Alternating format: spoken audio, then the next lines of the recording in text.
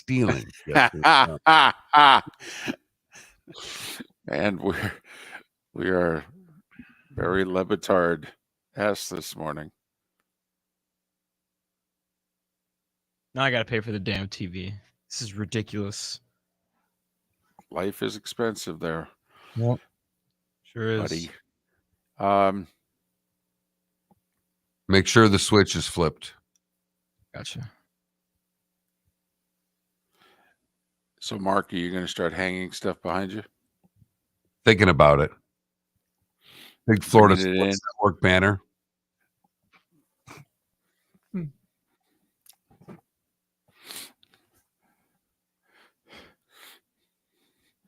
Signs that say "We miss Pete."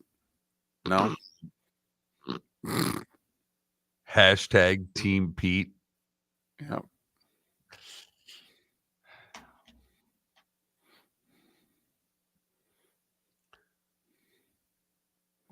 We're with you, Pete. We feel you, Pete. Been there, Pete. Been there, Pete.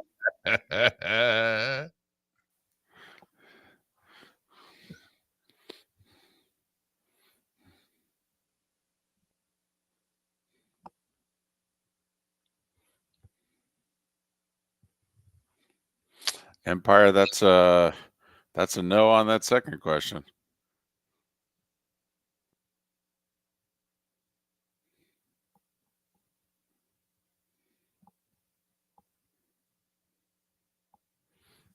Have to find a whole new group of guys to play golf with. I could do it.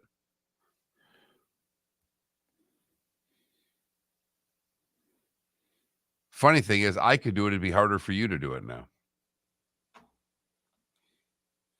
Oh, I would figure out a way to do it. Oh my God. Would I figure out a way to do it?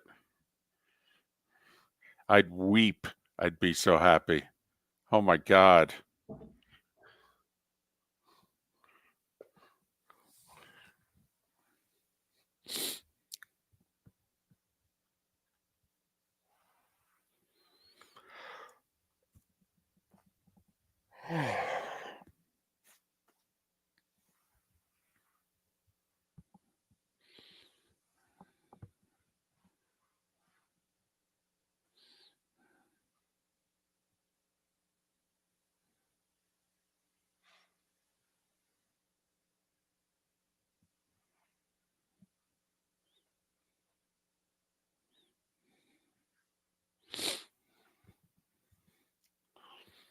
Morning, AJC, Raiders.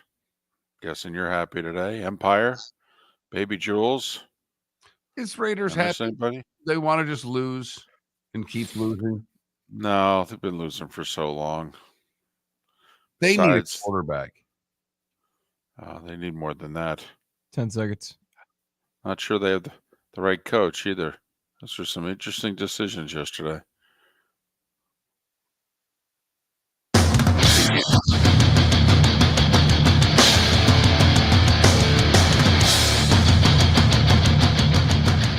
You are listening to Miller and Moulton, exclusively on the Florida Sports Network. And now, here's Mark Miller and David Moulton. Top of the morning to you on this Tuesday. Hope your week got off to a great start yesterday as we asked the question, how the heck are you? We are Miller and Moulton. This is the Florida Sports Network, floridasportsnetwork.com. I come at you from Vegas. A lot going on out here, Mark. I don't know if you're aware. This town, I mean, it's almost like it never sleeps. I mean, Sinatra might have been singing about the wrong city. Did I sleep? Well, a little bit, I guess. Yeah, not enough. Did it suck? Did they suck you in?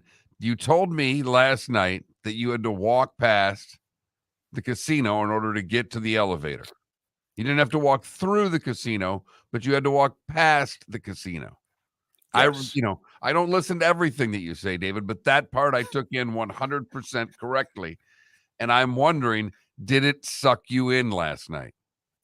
It didn't suck me in, but Bill and Ed, Joe's two spotters, we traveled together, the three of us. And I thought I was taking Ed to the airport right after the game. Ed's like, no, my flight's not for another 4 or so hours. Why don't we go back to the hotel and, I'll hit the casino for a couple hours and I'll just take an Uber to the airport. Oh, okay. So we had about a mile walk, Mark, after the game from where our car was parked. And so, we walked a mile and get in the car and we made good time getting back to the hotel/casino.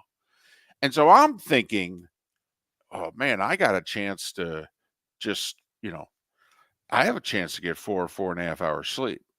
That's a big deal for me on a Monday night heading into Tuesday morning. And Ed turns to me and he says, Moulton, when are you going to be in Vegas again? And I knew it wasn't going to be till 2024 at the earliest. And he's like, come on, just follow me into the casino. And while we're here, let's have a beer. Oh, man. Two things that So, are very hard to say no to, David: a casino and a beer. Thank you, Mark. Thank you. Please stick up for me here. All right. Have my back. I mean, I've when am got I your going back. to be back? Okay. And this is, this could be the start of something great. Well, it wasn't great. It was just, it was an experience. It was pretty much a break even. Okay. But, it was just some bonding also. Me in the casino, me and Bill and Ed, but, mostly me in the casino. I talked under my breath to the casino, tried to cozy up to the casino.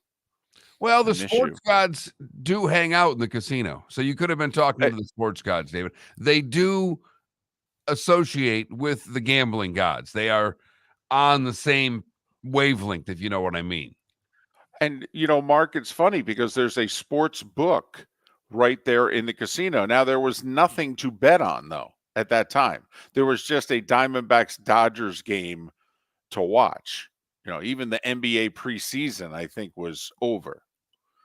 So, there was nothing to bet on except, the games of chance, if you will. And so, yeah, I got lured in. And so I need a nap after the show. I'm hoping to make it through the show. I really am. All right, it's going to be tough. I'm not going to lie. The Diamond District bonus hour. Man, I may need a call from Todd or Jason. All right, to get through it. But you got me. I'm in. I'm here. Well, it was nice that you had some excitement because I don't know how much the game that you were at provided last night. That was not the best football game. Hold on a second. Are you accusing Jimmy Garoppolo and Jordan Love of not producing good football? Seriously? Is that where you're going? It was a very strong game by both defenses. How about that? Well, I think if you just stayed out on the field as a defense long enough, you had a chance of looking good. Honestly. I mean, I felt like the offenses were kind of like the student driver, in the vehicle that's labeled student driver and what have you. And the defenses was just the adult chaperone next to the student driver and was constantly going, "Ooh, watch it. Oh, be careful. No. Hit the brake. Hit the brake." It was a tough watch, particularly after the ending of the Braves and the Phillies, because for 2.5, 3 innings, that game was just electric. Home run to take the lead, diving catch to save the game with a double play, a walk-off double play, if you will. And a team saved their season. I mean, it was right there. The season was on the brink for the Atlanta Braves. They lose that game. They're going back to Philadelphia. It's over, David. You saying like the Dodgers going to Arizona? Over? Yes. Like the Orioles going to Texas? Over? Over.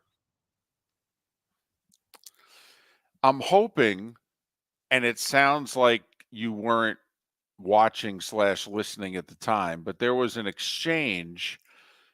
I think it was mid-second quarter, which was probably right after the dramatic Braves win, in which Joe was updating, the Atlanta win.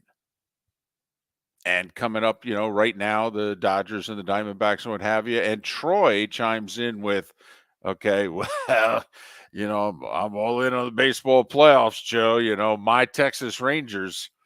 Okay. And Joe says, you don't know 4 guys on the Texas Rangers. And Troy, without hesitation, says, I remember when I didn't have to work with you much this month. All right. I like those days. Might be the funniest thing I've heard Troy say to Joe on the air during the 6 years I've been with him. That's pretty solid. That's a good comeback for Troy. Meanwhile, I'm starting to whisper Texas Rangers into his ear.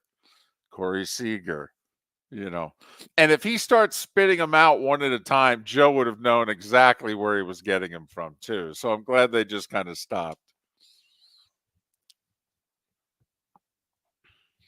So, but let me tell you, that crowd, my best friend texted me, third quarter of the game. Steven's his name. He lives in Denver. And Steven texted me and he said, the Raiders used to have a great home field advantage. Will they ever have a home field advantage in Vegas? No. And we talked about this when, they were talking about moving to Vegas. And we said, man, what road fan base won't show up for those games? That's your game that you circle right off the bat. The first time your team goes to Vegas, hey, we're going to Vegas, baby. Let's go see the game. We said this long before they were ever there. And that crowd last night was what?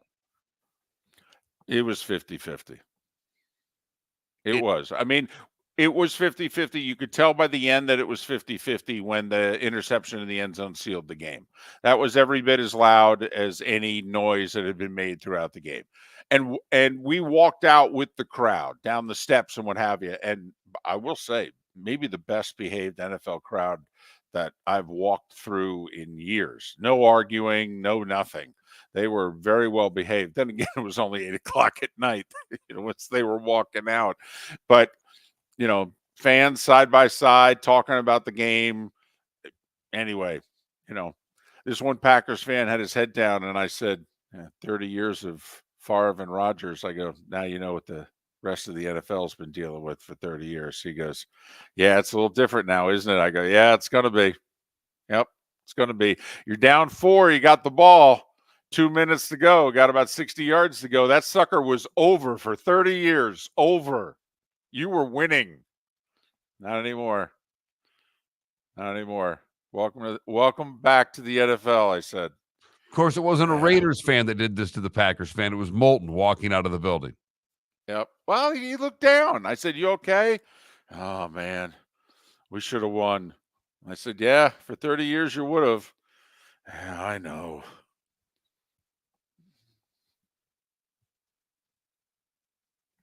But it's a neat stadium. If you, by chance, have done some traveling, it's an intimate Phoenix. The people who built it, I believe, are the same. It's just a little more intimate. The upper deck of where the Cardinals play, it's a little bigger and it fans out a little further away from the field. The Raider Stadium is very intimate. All right, and it's very loud. And they do a great job with the entertainment. I would advise you, besides the teams, the NFL is not college. We've talked about that a lot. And one of the ways it's not college, a college game is very entertaining in and around the game and during the game. That thing called the band. All right. They put on a show, the Raiders do. There is constant entertainment. And it's good entertainment, too. It's not schlocky in any way. All right. So And it was nice to see the Stanley Cup in the building. I got to be honest. A couple of hockey guys here. The hockey season gets underway in about 10 hours. It was nice to see Lord Stanley in the building last night. I was surprised you didn't do everything you could do to get it up to the booth. I saw it, down, I guess, what was it, at halftime or whenever they went down there on the field. I saw the Stanley Cup there. I'm like, look at there. I was waiting for you to tackle it and carry it around the field for a little while. I will say I have lost a lot of respect for the Mannings. Apparently, they divulged during the show they both have drank from Lord Stanley. That's a major, major faux pas. You can't drink from Lord Stanley unless you play on the team and you win the cup. Oh, come on. What's the matter with you? Just it's against protocol. And come on. You're not. I know you're the Mannings, but you're not worthy of that. I always thought it was the opposite. What? I thought drinking out of the cup was a coveted thing. Yeah, it is. Every player gets a cup for a day. You want to take it to the Mannings and let them drink out of it? Then let them drink. It's not like they're going to skate for it. Miller and Moulton. Located on major the Trail, locally owned Naples Tiki Bar and Grill is an outdoor eatery next to the Hitching Post Shopping Center. Island-inspired food with a true tiki theme. The best place in Naples to enjoy the beautiful weather in Southwest Florida. The Naples Tiki Bar and Grill offers a great menu for dine-in or takeout. Enjoy our famous pulled pork, huge burgers, and tiki bar cocktails. Don't miss happy hour every day from 3 to 6 and live music 7 days a week. See you soon at the Naples Tiki Bar and Grill, 11498 Tamiami Trail East. Hello, friends and family of Southwest Florida. Are you looking to tap into the electric vehicle market? Well, look no further because we here at Southwest Florida Golf Carts have just what you need. E-bikes, golf carts, LSVs, scooters, and more. Come down and talk with one of our experienced sales reps, have a soda and a smile, and you could be cruising the streets in your new EV today. Stop by the store or visit our website at flgolfcarts.com and enter for a chance to win $100 off your next purchase by answering John's monthly sports question. Ladies and gentlemen, once again. Hi. Excuse me. Hey, the line starts back here. Ma'am, if your party's not here, you're going to have to go around again. If you had the opportunity to avoid all this, wouldn't you? Salt Live is the official transportation provider of the Miller and Moulton Morning Show, making your trip to and from the airport seamless and stress-free. Salt Live is supported with the help of local partners like the Bayfront Inn. Gather your family and friends and enjoy a leisurely day on the water with a pontoon or deck boat. If you prefer to explore the waterways without a motor, the Bayfront has canoes, standboards, and kayaks. At the end of your journey, enjoy lunch or dinner at the Bamboo Tropical Bar and Grill. The Bayfront Inn, something for everyone on 5th Avenue in downtown Naples. BayfrontInNaples.com. When you need a ride, book with Salt Live Transportation, 308-8686, or book on saltlivetransportation.com.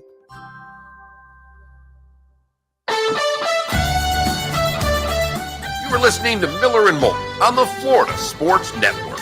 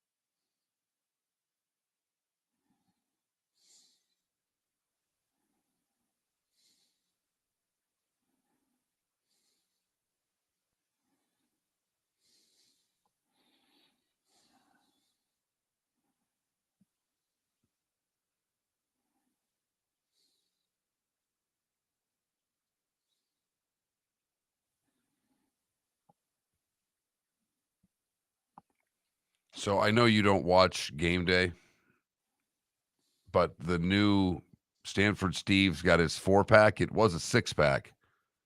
He's awful. First off, he's awful in the segment, and he can't pick a winner to save his life.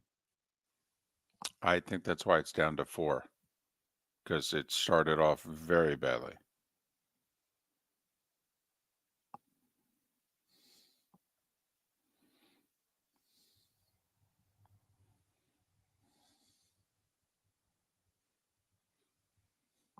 Sphere is amazing. The few minutes I was around it, they did not have the Monday Night Football logo up. I don't know if anybody saw it in the open. It looked pretty cool.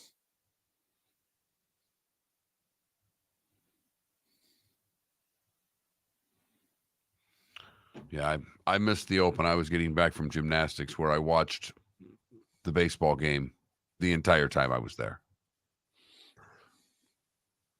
Actually, I shouldn't even say. I got to the point where I just started watching the Braves at bats when it was 4-0.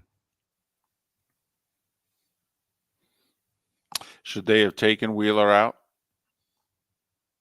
No, I wouldn't have. I'm just asking. I mean, I'm just asking. He gave up the 2-run homer to make it 4-3, right? Mm-hmm. 1 out in the 7th. He had thrown like 85 pitches? Yep. Now, the guy they brought in, though, 4 up, 4 down. And they took him out because he's a lefty, and Acuna was coming up in the 8th. Now, my question would have been, do you go to Kimbrel? Do you bring in your closer at that point? You're at the top of the order. Okay. I mean, you could argue the game's being decided right then and there. 1 out, nobody on in the 8th. Acuna's top of the order at the plate. Shouldn't you have your best reliever on the hill? They went 9-1-2 in the 8th and pinch hit for the 9 hole. Right, but he got Alvarado got him out, right? Yes. So, and I understand not wanting him to face Acuna.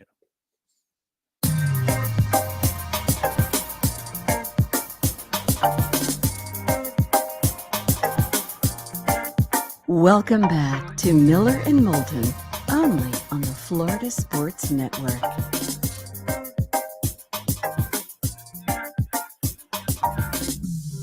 Minutes after the hour, top of the morning to you. Miller and Moulton, Florida Sports Network, FloridaSportsNetwork.com. David Samson in 40 minutes. We're going to talk some hockey next hour. Yeah, baby. Pat Kirwan will join us at the top of the 8 o'clock hour. Talk all things NFL. I can't believe the discussion. Once again, another reason you really should every now and then just check us out. Twitch.tv/Miller and Moulton. During the commercial break, we had a, wait for it, strategic baseball discussion. Do you know who was leading it? Wait for it. Wait for it. Mark Miller. Yup. That's the phenomenon of playoff baseball right there. Last night, I'm watching a game, and Monday nights for me is gymnastics for my daughter. And I completely forgot about that during the show yesterday. I was all fired up for a 6 o'clock game, and I'm like, oh, crap, I'm at gymnastics at 6 o'clock. So I dropped my daughter off at the front door and sat in my car and watched the game on my phone like any good dad would do. Yes. Modern dadding right there. Honey, I love you, but we're going to do this. This is a best of 5. This series is going to be over this week. Okay, honey, I'm sorry. And then at 4-0, I decided to go in an hour in because the game was moving along at a snail's pace. It really, even with it just was a slow game. And so I moved inside. I know when other people are leaving because it's packed until about 7:15. And then most of the other classes are out. It's down just to the diehards at that point. So I was able to go upstairs, in which I referred to as my luxury suite because there was no one else up there. And I watched right up until the point that my daughter was done. But I love when a team is on the brink and can muster up the gumption to come back. Luck, fortune, whatever the case may be. But they were done. Wheeler is throwing unbelievable baseball, striking out guys right and left. Uh-huh. And, well, then they took him out. Well, now, in fairness, 4-0 became 4-1 in the 6th. Right. And he's at like 75 pitches or something like that in the 7th inning, so he's cruising. And he gives up a 2-run homer to a right-handed hitting catcher, and he's a righty pitcher, Travis d'Arnaud, who's a good player, though. I mean, Braves have nothing but good players. And so now it's 4-3. 1 out in the 7th. It's 4-3. Your ace has thrown 85 pitches. They take him out. Were you yelling at your phone? Wasn't yelling at my phone. I was home by that point. I wasn't yelling at my phone. I knew it was coming. It was so immediate that the hook was coming. There wasn't a whole lot of time to yell, if you know what I mean. It was. Okay. Now, I'll say this, though. The reliever they brought in gets the job done. Exactly. You can't argue with what he does. Right. So he finishes the 7th, and then he starts the 8th, and he's facing the 9-hole hitter, and then the lineup flips over. And by flipping the Braves lineup over, that means Acuna. So they pinch hit for the 9-hole hitter, and he gets him out. And now you've got a lefty on the mound, and you got Acuna, right-handed hitter. So I have to admit, with a 4-3 lead, I'm taking him out also. I'm bringing in a righty reliever. Mark, my question, though, is, the whole, 8th inning, we bring in our best setup guy. The blank with that. This is Acuna and the top of the Braves lineup. This is the best lineup in baseball. And you had the day before off. So don't tell me that your closer pitched and the whole deal. Your closer's rested. To me, Mark, that's where you go with Kimbrel. You bring your best reliever in. They've got the best part of their lineup. The game's on the line, arguably the series right here. You get these outs, this series is over. You're going to the LCS, and you thinking, we're going to the World Series. And they don't do it anymore. And I don't know. I mean, they certainly don't try to get multiple innings out of a closer. He's a big boy. He really is. He's been there before. He's been pitching a long time. All right. To me, if I'm losing, I'm just losing with my best guy on the mound. By the way, I got today off also. If I throw him out there to try to get 5 outs and he throws 25, 30 pitches and I work him a little harder than I normally do, and let's just say he doesn't get the job done, he's still got a full day to recover. That would be my question. The Braves have come back and, they won 104 games this year. I mean, Braves coming back and beating you, no big deal. But you got to lose with your best guy on the mound, man. That's my only thing. When I went back and looked at it, I'm like, why did they bring Kimbrel in? And if you could argue, even though you're Harper out, the Braves, because of the numbers, leave their setup guy in for Harper because their closer is just atrocious against him. Right.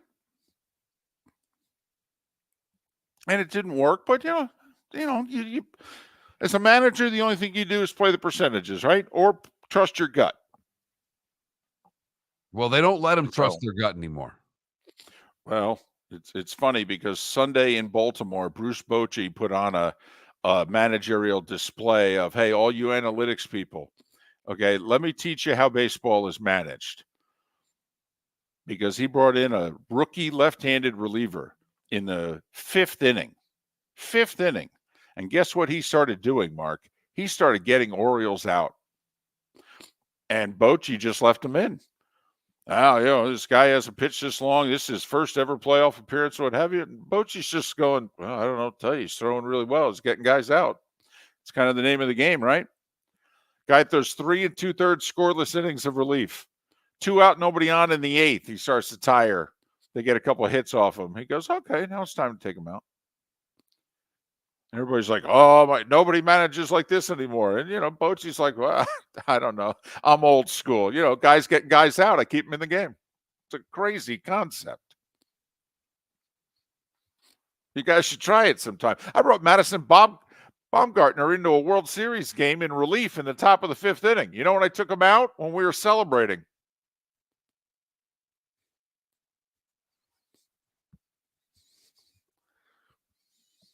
But last night, I hear you.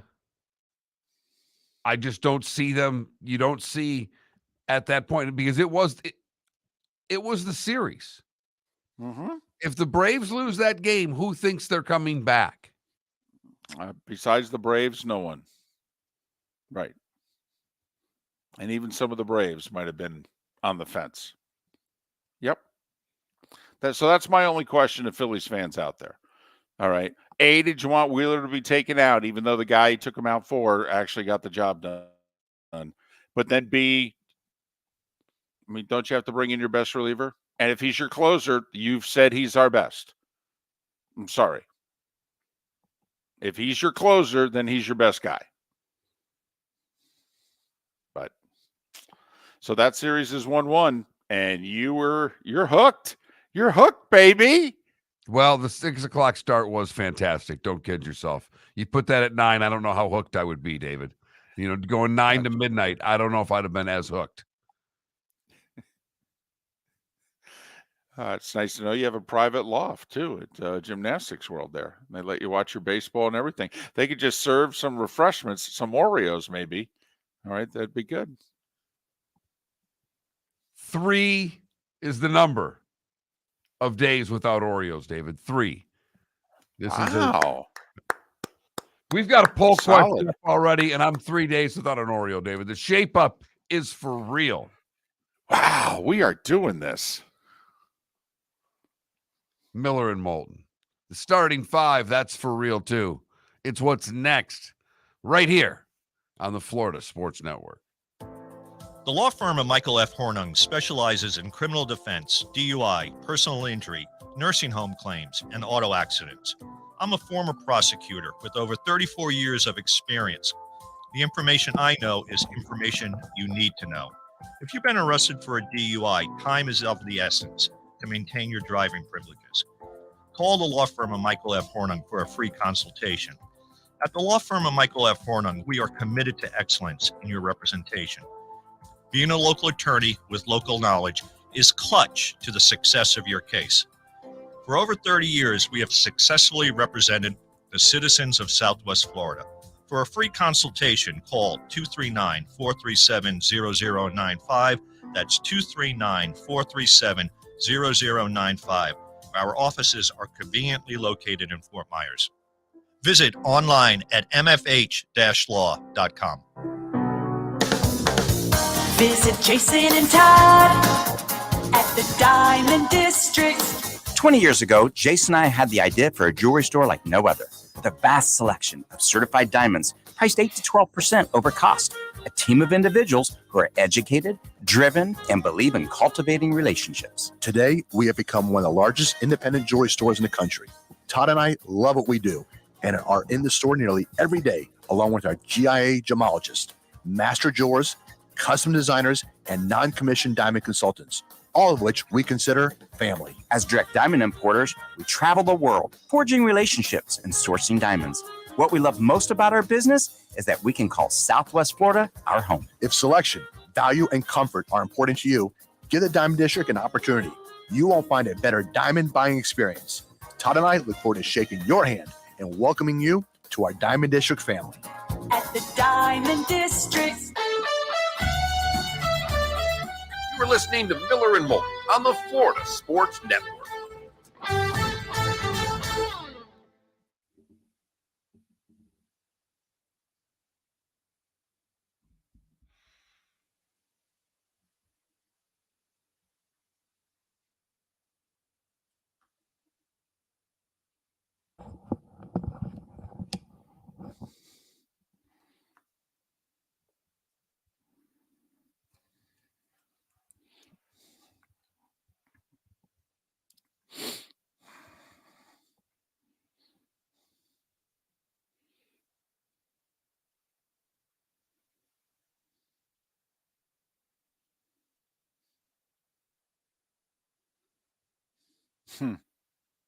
Cool, Shimko.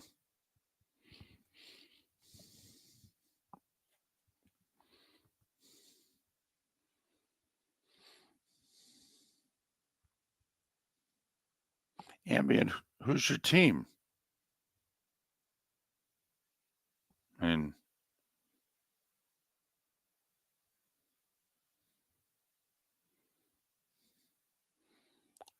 Ambient, I thought you were talking about somebody else. They haven't played well and made the playoffs since 2015.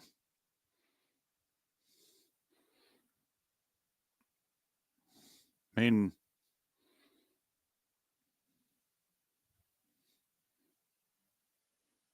you really think the group they have together right now is a playoff team?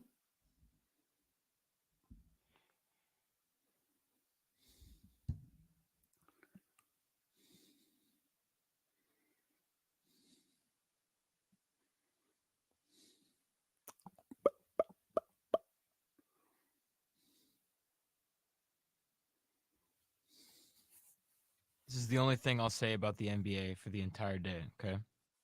I know it's. Were you prompted to talk about the NBA? I know. Yeah, he's got a conversation going in his head. I know and he it's just feels the preseason. need. It's bursting out. Yeah, I mean, I didn't understand this- it. I'm only going to say one thing about the NBA. You weren't asked about the NBA. This needs to be said. No, it doesn't. Wemby looked good last night. He looked really good. Wemby looked amazing. Okay. Here's your All right. update. Just a quick yes or no. Do you think we could have lived without that? He could have looked awful. Now, see, nope, that's it. One done. You're done. You said one thing. There you go. You got it out of your system. But there's a prime example right there. Another reason why you got to take in the show, Miller Moulton, Twitch.tv, Felipe having a conversation with himself. And after the commercial break was about 3 minutes old, and he was bursting at the seams. I didn't realize they did me a solid baseball. They're trying. They are trying to keep me. Houston and Minnesota is a 4:00 game. Yes, it is. Man. Not only that, it's on Big Fox. I mean, I'll have to watch the first inning and a half at gymnastics, 3:30 to 4:30 today. Man, there's a lot of gymnastics in your family. Monday and Tuesday. Okay. Wife left the room while I was watching Monday Night Football to watch Peacock replays of gymnastics that's already happened. Of Simone Biles? It's not. She watches every second of it, not just Simone. Oh, that's true. That's true. Sorry. Every second. Oh.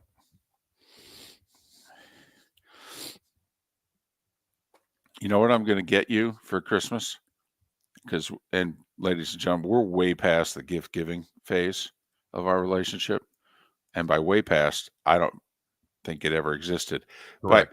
But, since we, each have kids, we each have occasionally just, said, hey, here, because it fit our child at a certain age. I think I'm going to, do you think your wife would be offended if I bought her a balance beam? David, we already have one. Well, damn. Then what can I get her? I mean, some We have rings. balance How about beam. a pommel horse? Do you have a pommel horse? You do not have a pommel horse. How about if I got her a year's supply of that gymnastics chalk? That would be great.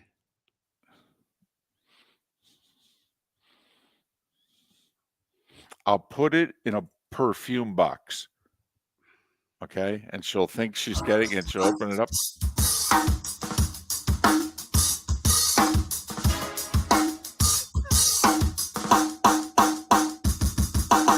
Welcome back to Miller and Moulton, only on the Florida Sports Network.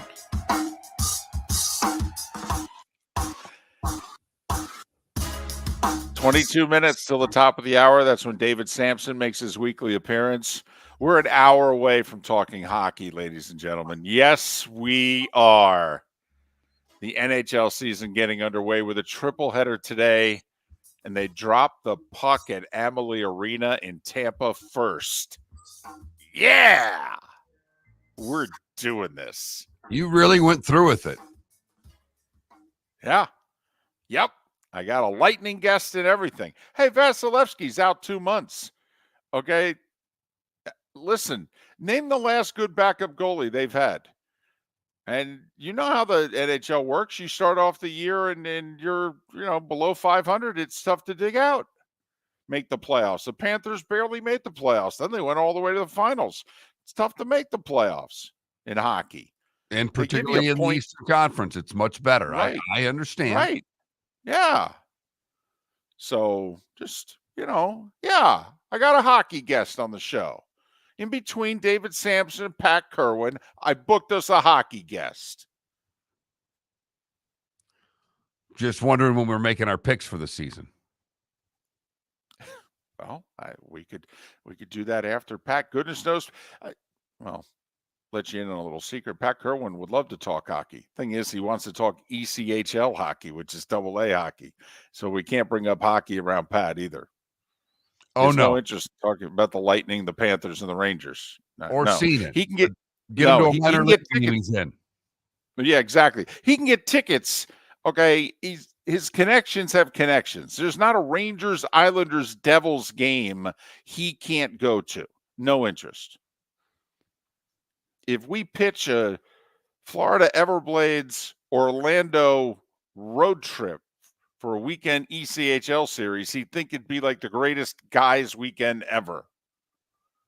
Never mind if we pitch the Jacksonville Icemen. Oh my goodness, that's just 2 more hours on the road trip. Man, be like hitting the Powerball.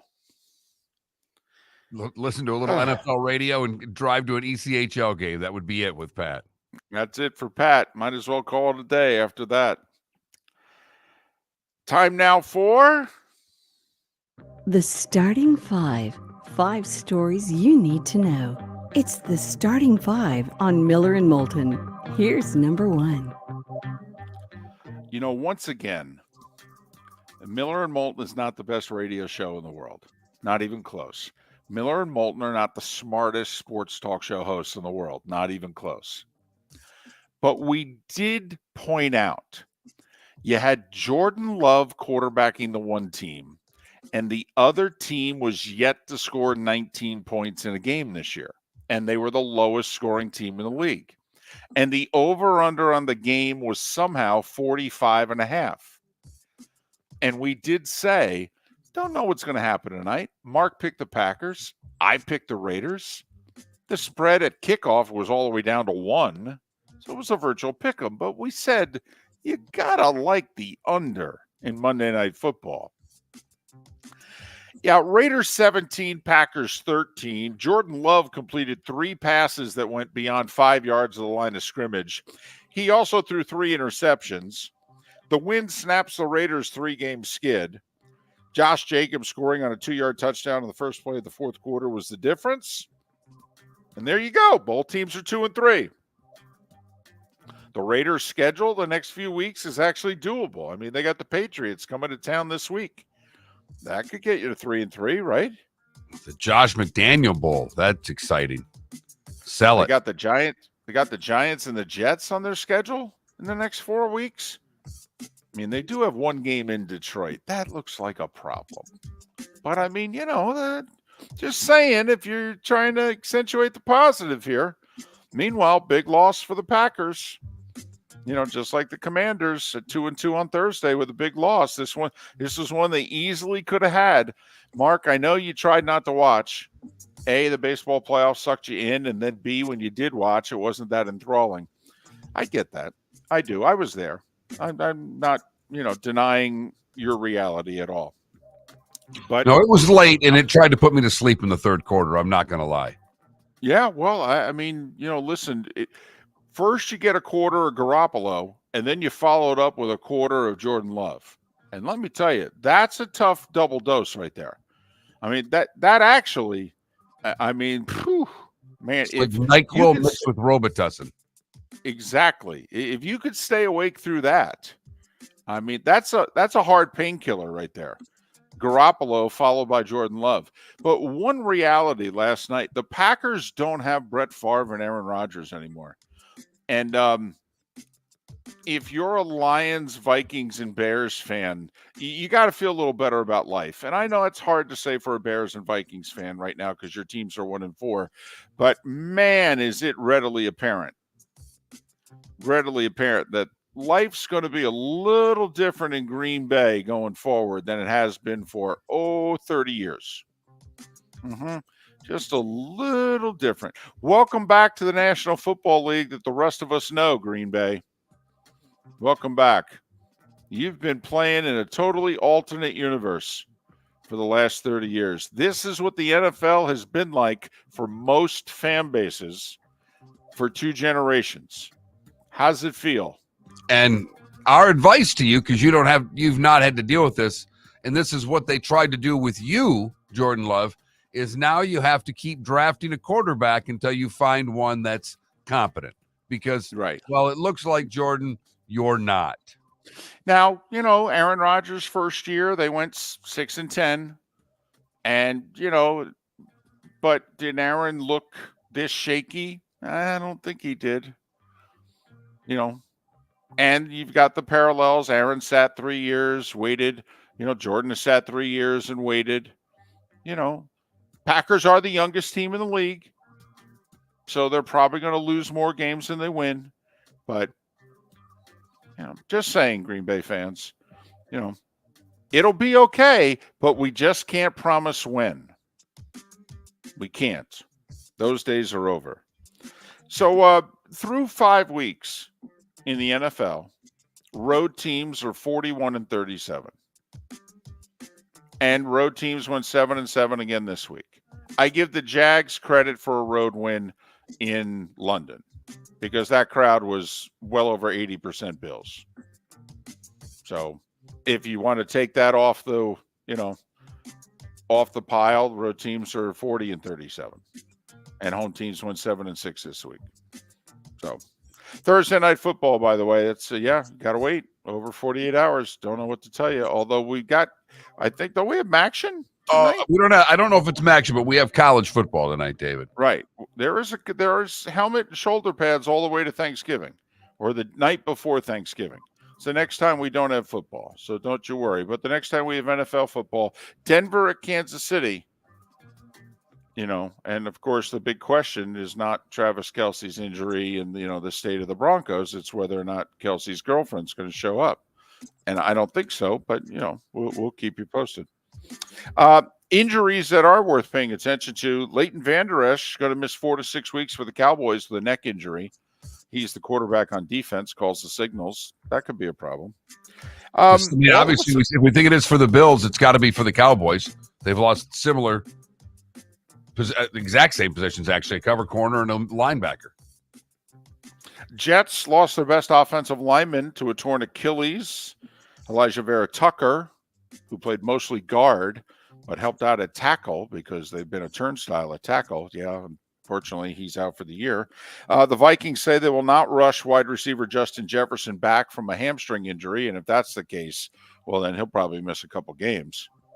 And did you hear all of a sudden the Dolphins yesterday said that Achane is being evaluated for a knee injury? And when pressed, Mike McDaniel said, guys, that's all the information I have. I don't know what to tell you. He looked fine yesterday during the game. Okay, but he's a tough guy, and apparently he got banged up. And so, we're going to take a look. And when I know more, I'll let you know. But obviously, considering right now he's an unstoppable force, this is worth paying attention to. So Mario Cristobal, after all, Mark, he did fully own the mistake that he made. But he would not say why it was he made the mistake. He would not own up to, hey, we're trying to get the guy 100 yards or, whatever. Would not say why, owned up to the what, but would not own up to the why. So we'll see if they take a knee. Yeah, had the AD show up at the presser for the football team. Right. Not that this is a big deal or anything. Once again, the media is making too much of this. No, we're not. We know how college football fans feel. Okay, the Notre Dame guy is not going to live down the 10 men on the field against Ohio State until he wins big. Mario's not going to live this down until he wins big. That's just the way it works. The fascinating situation going on at the University of Washington. Mark, I don't know if you heard, but Washington State and Oregon State are suing the Pac-12 and the Pac-12 commissioner. The University of Washington is trying to get in on the lawsuit. And if you think, well, that's weird, they're leaving to go to the Big Ten, why are they angry with the Pac-12? They're not. They want to get in on the lawsuit so that they could then seek to dismiss it. They're trying to further stab Washington State and Oregon State in the back. Huh? It's going to be a hell of an Apple Cup this year. Got to tell you. It really is, David. And Washington's really good. Really good. Oregon, Washington this week, by the way. Game of the week in college football. So the Phillies led 4-0 in the sixth, and the Braves said, okay, now we're going to show up. They scored a run in the sixth. Travis d'Arnaud, a 2-run homer in the seventh. Austin Riley, a 2-run homer in the eighth. And throwing a dramatic double play to end the game, and the Braves even the series at a game apiece with a 5-4 win. Diamondbacks double up the Dodgers 4-2. The six-seeded D-backs are a game away from the LCS.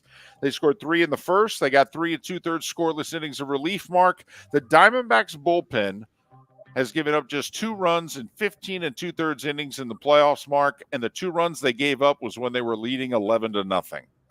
Their bullpen has been lights out so far in 4 playoff games. Game 3 of the American League Division Series today. Twins and Astros tied at a game apiece, 4 o'clock on Fox. Texas tries to sweep Baltimore, 8 o'clock on Fox. Red Sox fire 2 coaches. Nats fire 4 coaches. Speculation about Kevin Cash going to Cleveland to replace his buddy Terry Francona as manager of the Guardians. Yeah, Cash came out yesterday and said, I don't know what to tell you. I'm happy here and I'm under contract. So I fully expect to be back next year unless you guys know something I don't. Cash, by the way, just 15 wins behind Joe Madden to be the winningest manager in Rays history. That's a poll question, by the way. Early next baseball season, Mark, we could ask, who do you consider to be the better Rays manager? Joe Madden, Kevin Cash, when Cash is, about ready to pass Madden on the all-time list. They've both taken the Rays to the World Series. Yeah, but only one took Snell out of the game. I understand that. I'm with you. I'm NHL season. Casting my vote, David, early. Yeah, I'm with you. NHL triple header tonight to get the season going. The season begins in Tampa at 5:30. Mark, 5:30. You'd love the 6 o'clock baseball start. How about ESPN 5:30? Lightning and Predators. I got a baseball hockey doubleheader going today. This is nirvana. It'll be about the 5th, 6th inning of the baseball game on Fox. Oh, man. Yeah, they'll drop the puck on the 4-letter network. Connor Bedard, he's a very hyped prospect for the Blackhawks. He's facing Sidney Crosby, who nearly 20 years ago was a very hyped prospect. And the Penguins at 8. And then the Kraken and the Golden Knights. Vegas raises the banner. The Cup will be in the building at 10:30.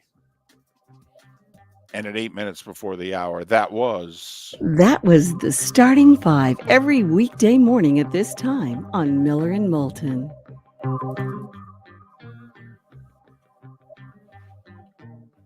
So there you go. I know this isn't, like the Ryder Cup that'd be on right now, but how do you like this mid to late afternoon live sports? I'm fired up for it.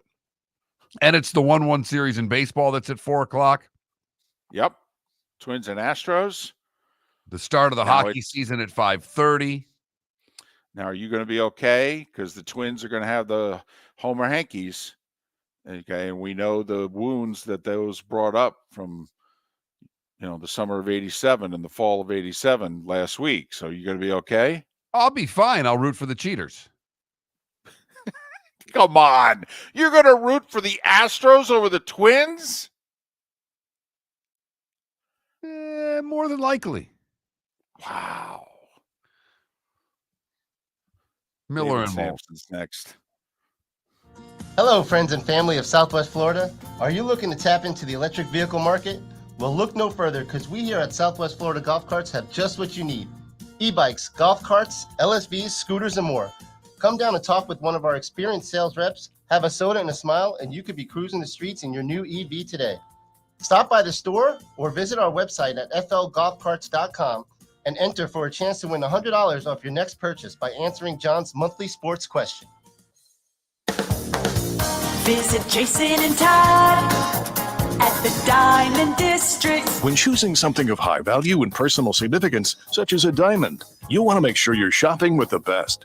And the best when it comes to GIA certified diamonds and diamond jewelry is not online. It's not in the malls. And it's not with any of the new pop-up jewelry stores trying to make a go of it here in Southwest Florida. The best place to buy diamonds is with my friends Jason and Todd at the Diamond District, who have made Southwest Florida their home for over 20 years now. The largest selection of GIA certified diamonds is with the Diamond District.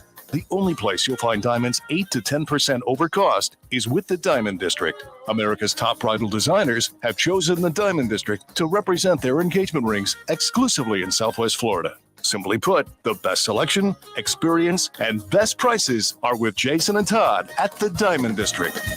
Visit Jason and Todd at the Diamond District. Located on the East Trail, locally owned Naples Tiki Bar and Grill is an outdoor eatery next to the Hitching Post Shopping Center. Island-inspired food with a true tiki theme. The best place in Naples to enjoy the beautiful weather in Southwest Florida. The Naples Tiki Bar and Grill offers a great menu for dine-in or takeout. Enjoy our famous pulled pork, huge burgers, and tiki bar cocktails. Don't miss happy hour every day from 3 to 6 and live music 7 days a week. See you soon at the Naples Tiki Bar and Grill, 11498 Tamiami Trail East.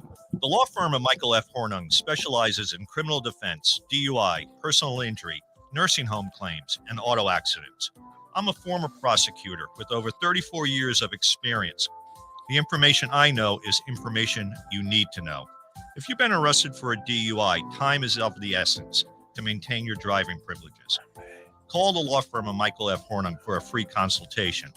At the law firm of Michael F. Hornung, we are committed to excellence in your representation. Being a local attorney with local knowledge is clutch to the success of your case. For over 30 years, we have successfully represented the citizens of Southwest Florida. For a free consultation, call 239-437-0095. That's 239-437-0095. Our offices are conveniently located in Fort Myers. Visit online at mfh-law.com. You are listening to Miller and Moulton on the Florida Sports Network.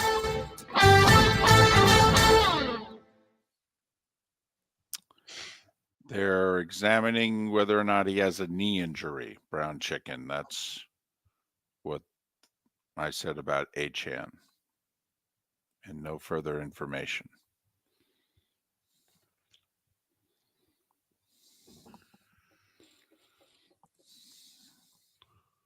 David, you sound fine, but your screen's a little grovelly and your lips are behind your voice today, but you sound fine. Okay. Is it going, as long as it's going over the air? That's what I said. You sound fine. Yep.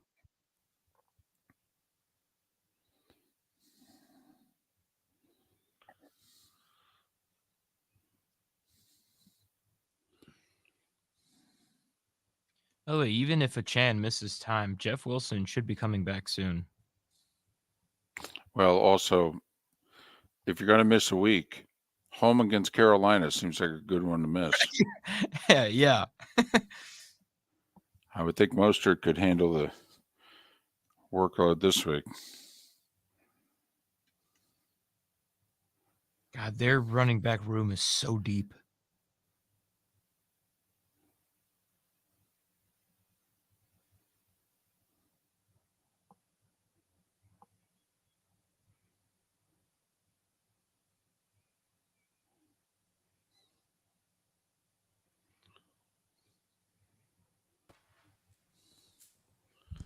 Good morning, David. Good morning. How are you? Excellent. How about yourself? Good, thank you.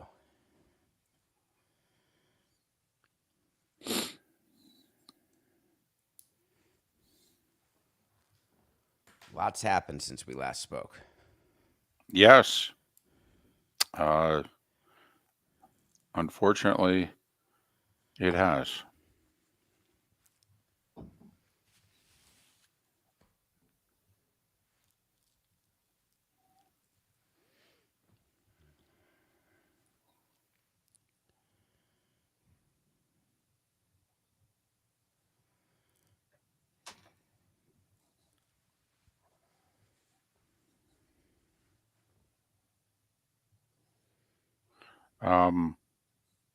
On a personal note, you have any friends and family that you're worried about?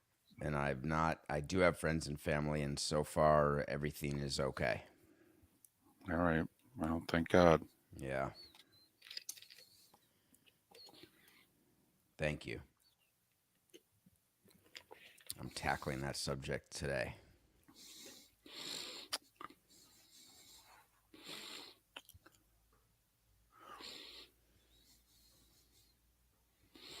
Did you see what the former Sixers beat writer tweeted out? Yeah, that's in the show.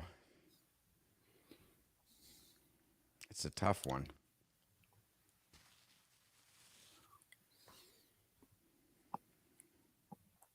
He made it tougher by saying this post sucks.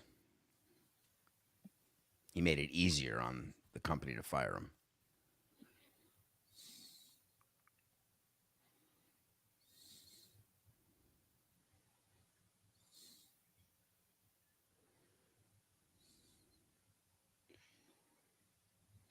$15 seconds.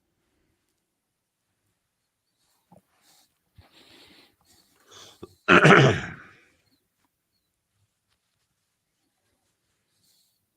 right, here we go.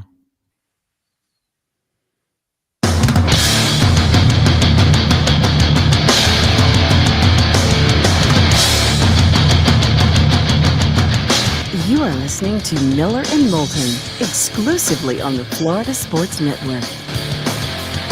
And now here's Mark Miller and David Moulton. It's the day and time to welcome our friend David Samson to the show. He of the daily podcast, Nothing Personal with David Samson, which he records live at 8 a.m. Eastern Time. He's part of the Dan Le Batard Show, at least weekly. He's part of the CBS Sports family. You can follow him on Twitch, Twitter/X at David the letter P Samson, David P Samson. I know a lot is on your mind this morning. We hope your friends and family in Israel are well, and we don't say that lightly. How are you? Thank you. It's been a week. I was just thinking about the last time we were on and what's taken place on the field, off the field. It's hard to not feel different today than I felt last week. There's no question about that. Well, and there's no easy transition, but we'll try to keep this as light as we can for a few minutes and talk some baseball and keep things that way. We were talking yesterday, David. You know, here we are with Baltimore down 0-2. The Braves, without a miraculous comeback, are in an 0-2 hole. The Dodgers are in an 0-2 hole. So you've talked about it, the layoff. Can they do anything to make the best teams have a better advantage when the playoffs come around? We sat in owners' meetings and had this exact discussion when the league agreed to expand the wild card. And the view was that the benefit of expanding the wild card and the money that was going to come into the industry through more games broadcast, through more teams being involved later into the season, so the regular season games became more meaningful in more cities, that benefit outweighed the possible detriment of getting stale during a layoff. So you saw teams this year treat it differently. They tried to play practice games, simulated games in front of fans. But that really doesn't keep you sharp. The players know that you can try to keep your routine, but it's different. It's just a different feeling. All of that said, baseball cannot tell you today that they didn't consider exactly what's happening now. Trying to give as much advantage as possible to division-winning teams. And there is an advantage to resetting your rotation. There is an advantage to the rest. The downside is the layoff, but it's not going to change. All right. How about this change? I don't think the Braves should be playing the Phillies. In football, if you have a significant upset, like a 6 or a 7 seed wins in the first round, the wild card round, well, then they play the 1 seed. Okay, we don't go by this strict, right now the 1 seed plays the winner of the 4-5 series. Well, oftentimes the best wild card team has a better record than at least one division champion. I mean, in the American League, as it turned out, the best wild card team had the second best record in the league, even though they got knocked out in the first round. But to me, the Braves should not be playing the Phillies. They should be playing the 6-seeded Diamondbacks. That's a change that baseball could make. I think it's an advantage. I don't think it's going to be a coincidence, by the way, 2 years in a row, the 6 seed is in the LCS and maybe in the World Series in the National League. I want to be the 6 seed. I don't want to be the 5. Well, remember how it used to be that you couldn't play a team in your division in the division series. So they used to reseed it according to that rule. And then that changed because we again sat around and said the whole reseeding concept is too difficult because we want brackets where fans are aware of what the path is of the team and they can prepare their wallet to spend on either the current series or the next series when it comes to individual tickets, knowing who's going to play. That's number one. Number two, tell me another tournament where there's reseeding. In the NBA, it's 1 versus 8. And if 8 happens to win, they still play the winner of 4 versus 5. In college basketball, in the tournament, if 16 beats the 1, there's no reseeding. The 16 still plays the winner of whoever one would play next. I can't remember if it's 7-8 or whatever the number is. So reseeding has some benefits in that it gives an advantage to the higher seed that they always get to play the lower seed. But the greater advantage to the industry is not to reseed. It's the reason, actually, on a side note, why they stopped having the All-Star game. Remember when Bud Selig shrugged his shoulders and it was, let's make it count? And that's how the home field advantage was for the World Series. Mm-hmm. And that was sold to us as a way for MLB and teams to prepare early for either hosting 1, 2, 6, and 7 or 3, 4, and 5. But the owners got together and said, we don't like that anymore. We want home field advantage for the team with the best record. Let's fight it out in the regular season, and that will keep teams and fan bases engaged. And you saw it a little bit with Atlanta trying to lock up the home field advantage throughout the playoffs this year. So we're always thinking of these things, and they're not as easy to solve as you'd think.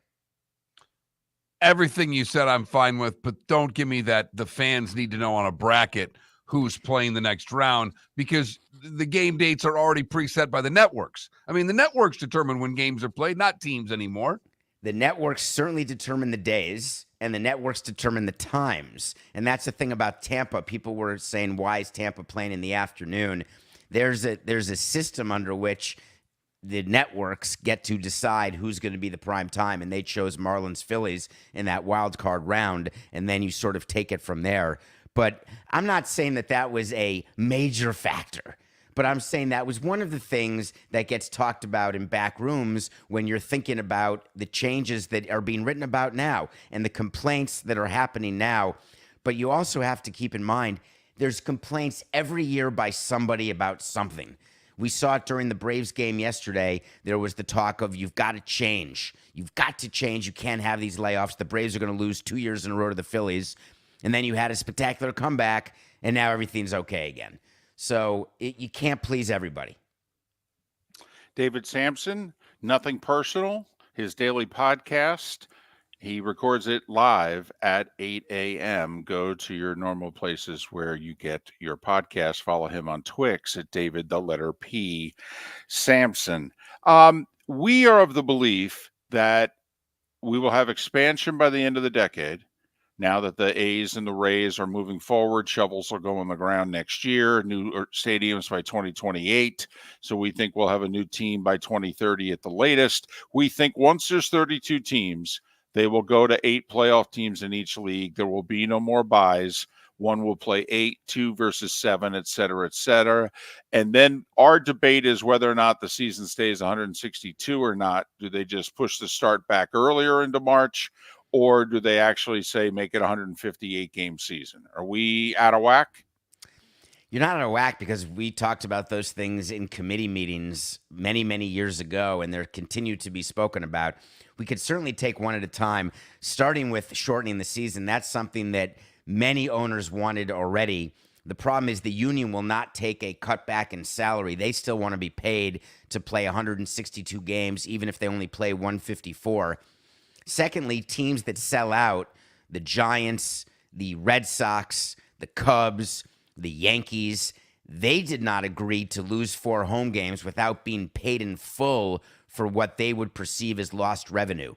And they did math saying that our corporate sponsors are going to cut us by 4 home games. They're only going to pay us for now 77/81 of what they're paying us for an outfield wall sign, which is absolute hogwash.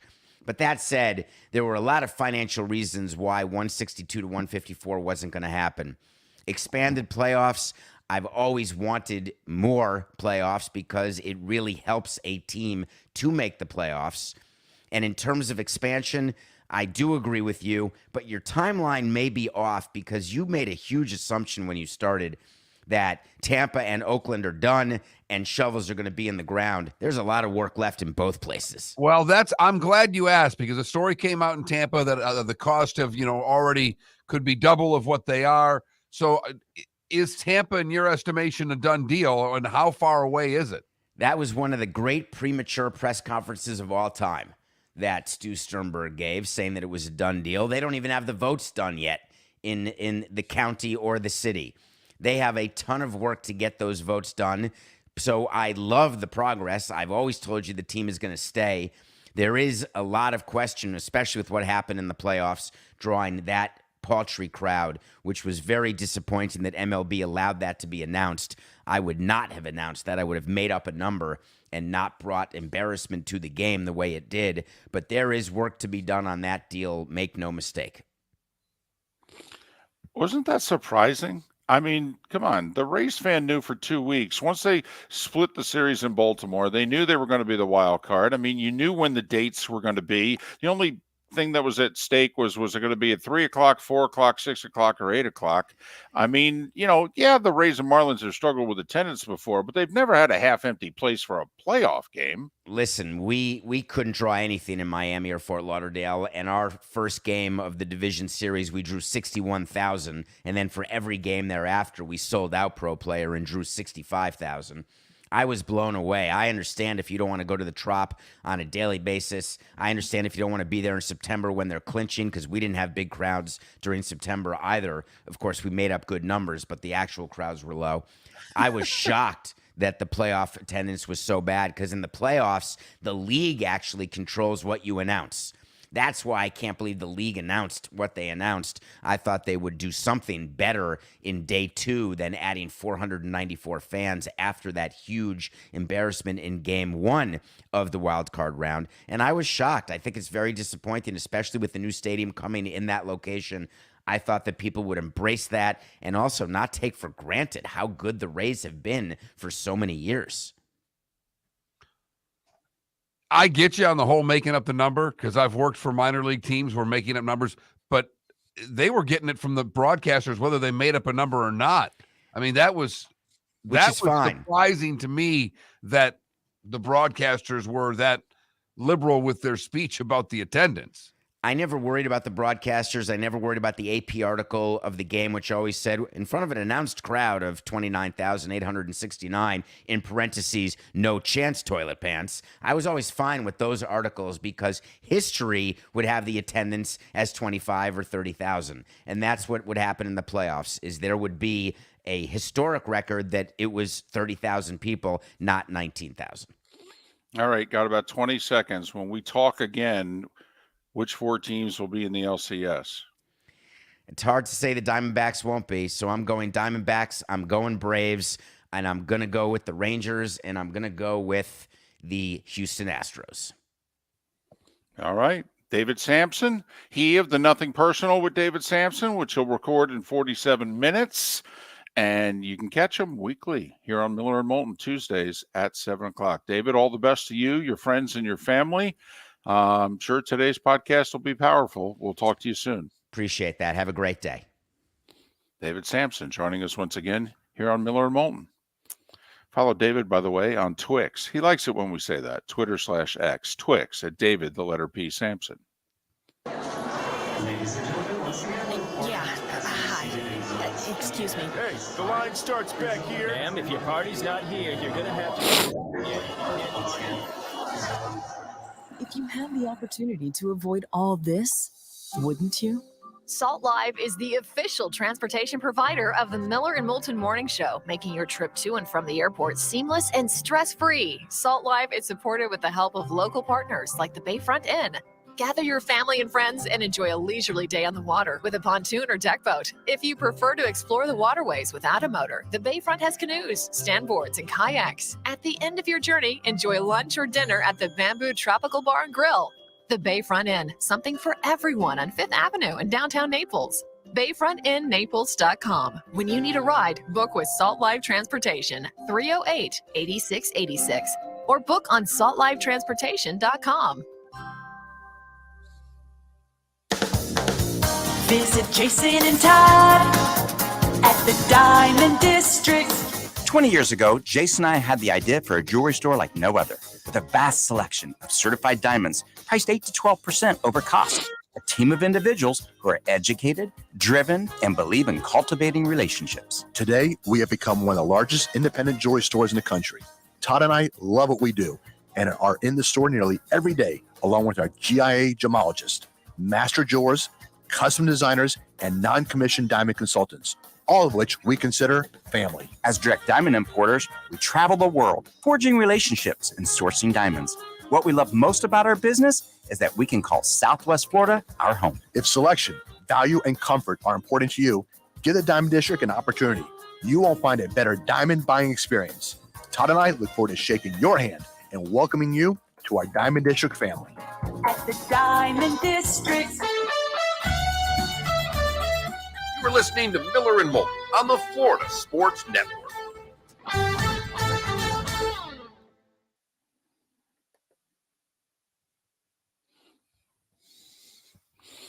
Toilet pants.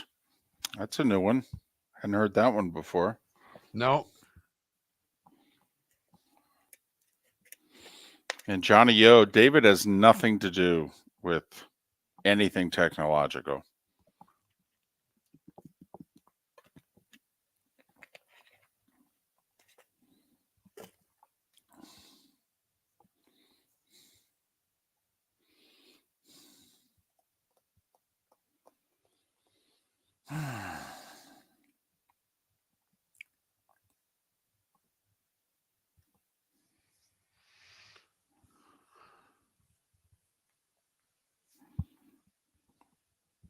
Oh.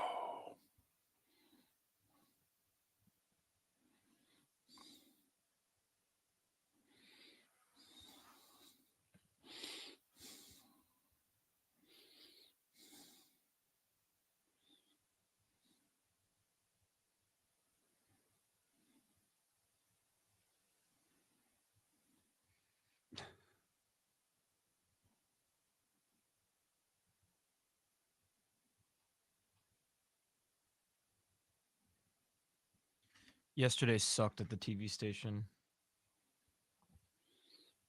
And why is that? Constant Israel coverage. Just terrible. Well, that's an awful story. Yeah, that's all I was looking at yesterday.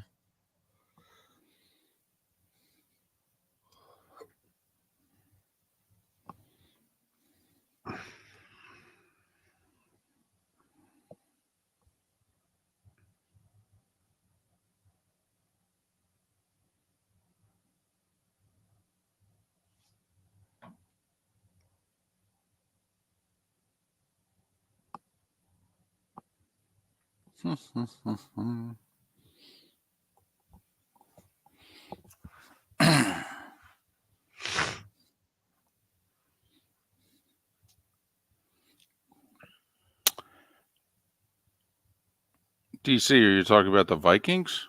You went 13-4 last year. I think he can coach. I'm not sold on the GM, but I think O'Connell can coach.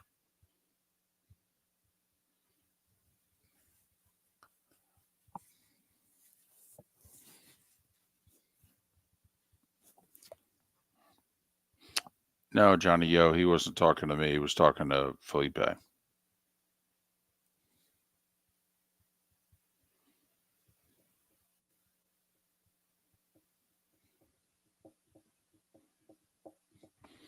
To make sure that we're going over the apps. We'll ask Henry Yoho in 20 minutes who the Lightning goalie is. You blaming the coach for the 8 fumbles?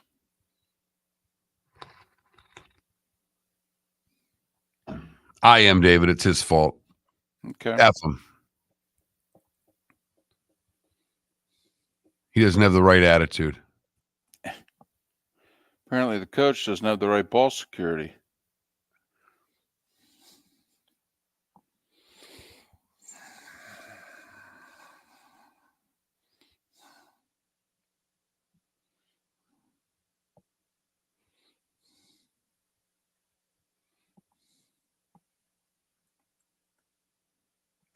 No, KW, we didn't. By the way, I had that. We did. Seriously? Poll question. Oh, yeah. Oh, wow. We'll come back with our poll questions. It's a hell of an idea.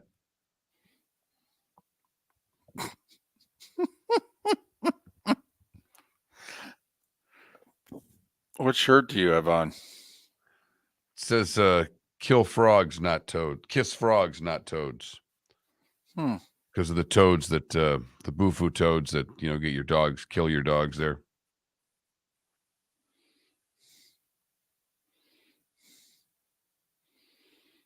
I just hadn't seen that shirt before. I'm like, huh. Doesn't come out that different often. T-shirt. Empire, we're with you, baby.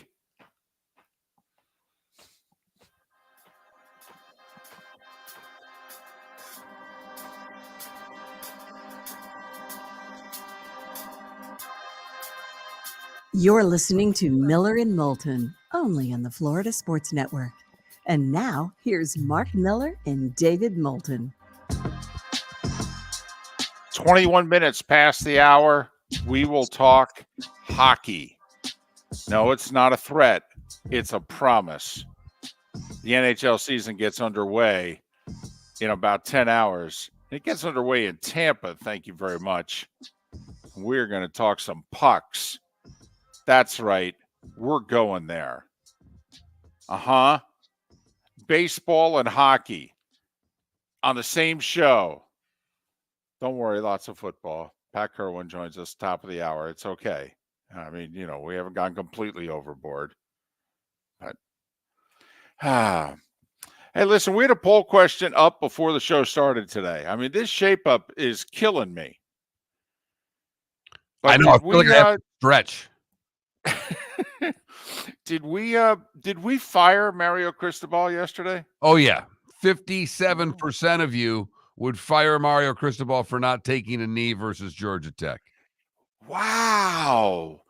We are a very impatient, angry bunch, aren't we? We really are, David. We really are.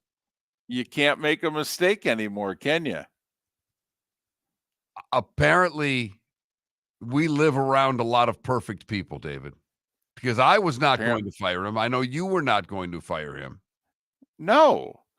Now, do I think it's a fireable offense? I do. Would I have fired him? No. Would I have liked him? And still, would I have liked him to fully explain why it is that he did and didn't do what he did and didn't do? Yes. And I do think Mario is just a little too arrogant for my liking, and this shows it. I thought that this was actually a chance for Mario to lighten up a little bit. Okay, but he just doesn't seem as if he's going to be that kind of a guy. Maybe he needs to shake hands with Robert Saleh, and Robert Saleh can tell him to stay humble, like he did Sean Payton. Oh! Post-game handshake. Stay humble to Sean Payton.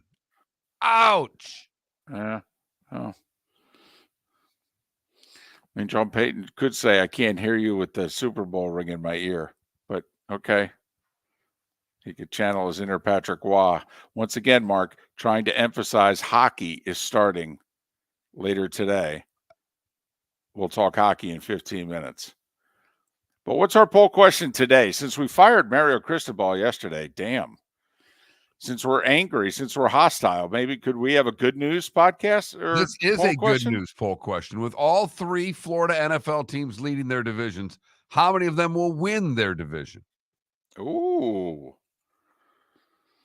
And even the proper hashtags for the Fins Up and the Duval and the Go Bucks, so all the logos look pretty there on X.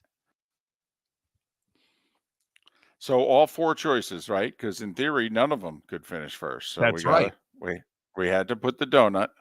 So 0, 1, 2, or 3. I voted for 2, by the way. I said, please don't ask me which 2. Besides the Jags. The Don't Jags ask are me to- winning their division. I still am with you there. I would go with the Jags for sure. I voted 2 also, David. I just don't know which 2. Right. I don't either. And I'm not embarrassed to admit I don't know which one. I don't have the guts to go with 3. I have to admit, if my choices were 1 or 3, I would go 3. I'm feeling it. I am. I'm giddy right now about the state of the NFL in the state of Florida. I am. I'm giddy about it. If you had to go 1 or 3, Mhm. I think I'm with you, David. I think I'm with you. Buffalo had a setback this weekend of monumental proportions. Yeah, it's not the loss. It's the injuries. Exactly. Right. That's, I mean, to lose a very productive defensive lineman and to lose I would argue, their most important defensive player, even more important than Von Miller, even more important than the starting corner they lost against the Dolphins. I thought Matt Milano was their most important defensive player.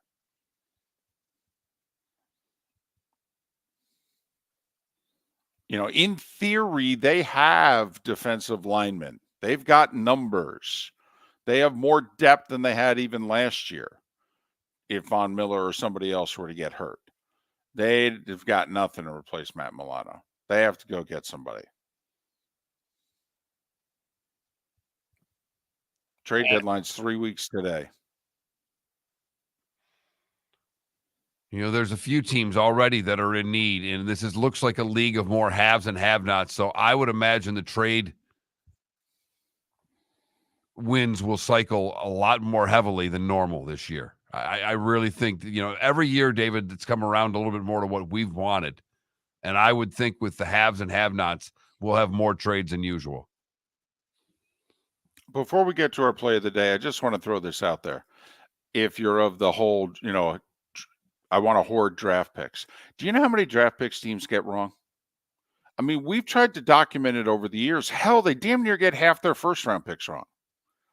Okay, why are we hoarding these draft picks? I know it's a cheap labor source and the whole deal. That's if you get it right. I mean, be honest with yourself. And besides, if you're in Buffalo, how many times have you won the Super Bowl?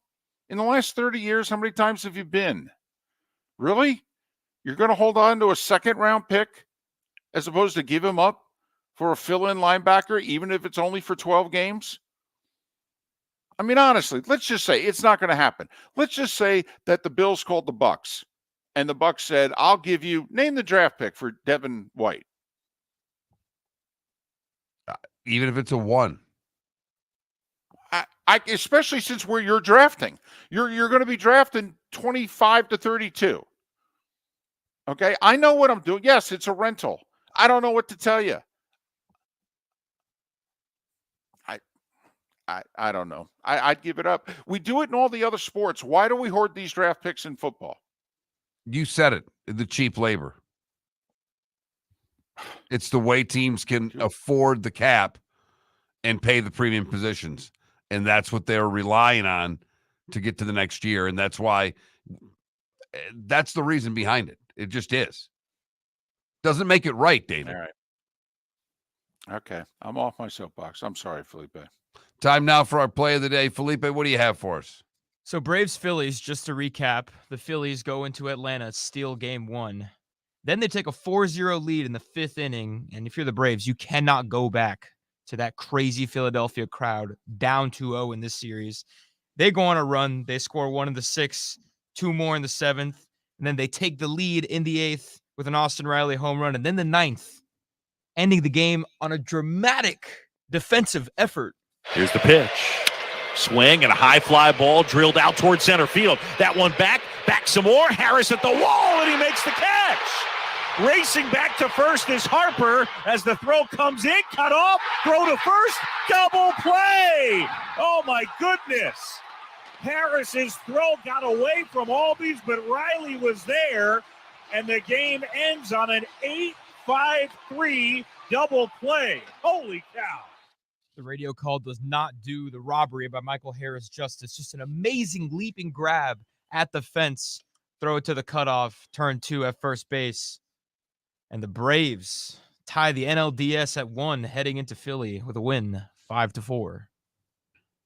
Well, and Austin Riley coming over to make that play. He was literally said in the postgame, he was just telling the cutoff man to throw it to first to try to get Harper. And in his yelling, his momentum carried him over to where the ball was, and he ends up making the play. Unbelievable game-winning walk-off double play. And Felipe's right. Braves are not going to win the series going to Philly down 2-0. Now, I will say this. The Braves can throw their ace in game 4. Phillies have to wait to put Wheeler back on the hill to game 5. So Braves couldn't win a game in Philadelphia last year. Could they get a split this year? The NHL season gets underway later today. We'll talk pucks next. Visit Jason and Todd at the Diamond District. 20 years ago, Jason and I had the idea for a jewelry store like no other, with a vast selection of certified diamonds priced 8 to 12% over cost. A team of individuals who are educated, driven, and believe in cultivating relationships. Today, we have become one of the largest independent jewelry stores in the country. Todd and I love what we do and are in the store nearly every day, along with our GIA gemologists, master jewelers, custom designers, and non-commissioned diamond consultants, all of which we consider family. As direct diamond importers, we travel the world, forging relationships and sourcing diamonds. What we love most about our business is that we can call Southwest Florida our home. If selection, value, and comfort are important to you, give the Diamond District an opportunity. You won't find a better diamond buying experience. Todd and I look forward to shaking your hand and welcoming you to our Diamond District family. At the Diamond District. Yeah. Hi. Excuse me. Hey, the line starts back here. Ma'am, if your party's not here, you're going to have to go around again. If you had the opportunity to avoid all this, wouldn't you? Salt Live is the official transportation provider of the Miller and Moulton Morning Show, making your trip to and from the airport seamless and stress-free. Salt Live is supported with the help of local partners like the Bayfront Inn. Gather your family and friends and enjoy a leisurely day on the water with a pontoon or deck boat. If you prefer to explore the waterways without a motor, the Bayfront has canoes, standboards, and kayaks. At the end of your journey, enjoy lunch or dinner at the Bamboo Tropical Bar and Grill. The Bayfront Inn, something for everyone on 5th Avenue in downtown Naples. BayfrontInNaples.com. When you need a ride, book with Salt Live Transportation, 308-8686, or book on saltlivetransportation.com.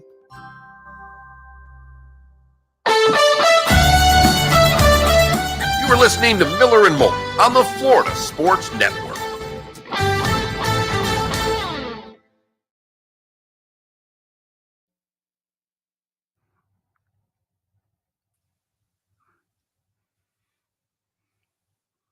I think that's much better already.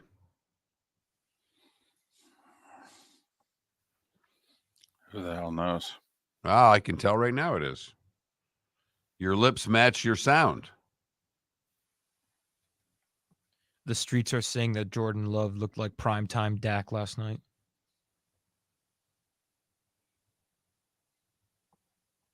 Justin Jefferson going on IR. Going to miss 4 weeks.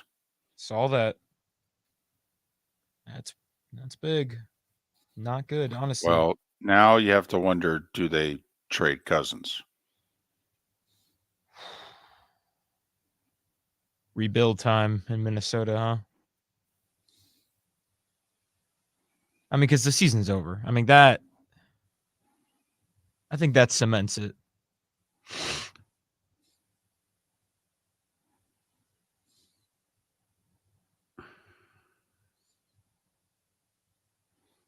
Felipe, do me a favor. I want to do 2 minutes with Mark about this. Okay, so call Henry. Bring us back on the air, and about a minute into our conversation, can you call him? Okay, gotcha.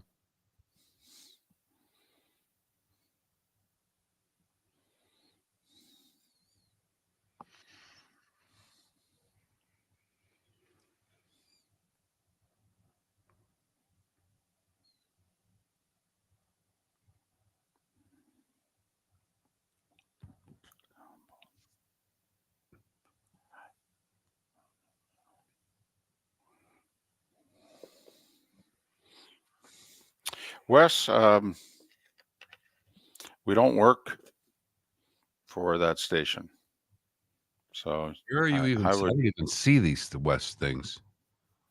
Yeah. I guess it was early this morning. Oh, for some reason, with me reconfiguring, it popped back up. up. Oh, gotcha. So, Wes, I would ask them.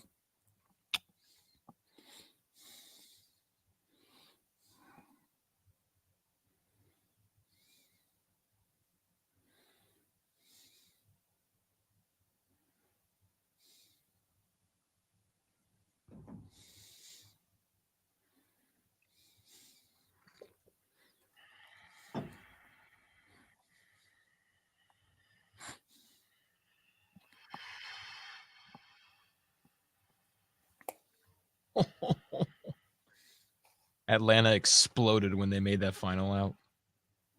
Oh, that's amazing.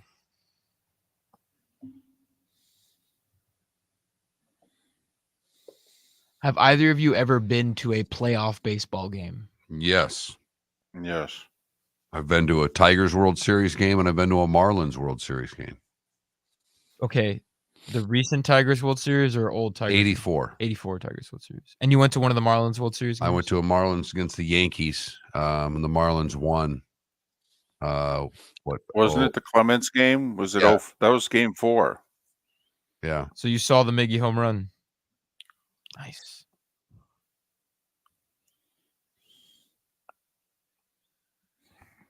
Yeah, I'd love to experience playoff baseball.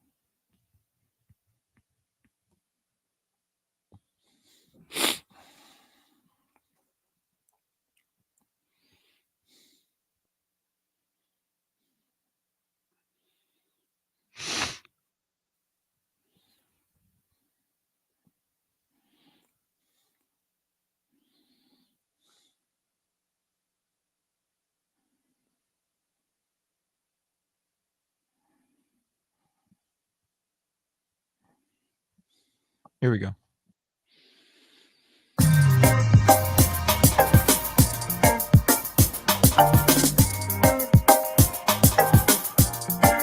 Welcome back to Miller and Moulton, only on the Florida Sports Network. 22 minutes before the hour, Pat Kirwan to talk all things NFL. Coming up at the top of the hour, Henry Yoho in a matter of moments to talk about the Tampa Bay Lightning, who've got a serious situation going on to start their season. And which way are the Lightning going? They still Stanley Cup contenders, or are they heading in the other direction? We'll talk the Lightning in the NHL because the season gets underway in 10 hours in a moment. But, Mark, we've got a developing NFL story. Vikings have just announced, according to Tom Pelissaro of the NFL Network, that Justin Jefferson's going on the injured list with that hamstring injury. So that's 4 games, right? Right. They're 1-4. Trade deadline's 3 weeks from today.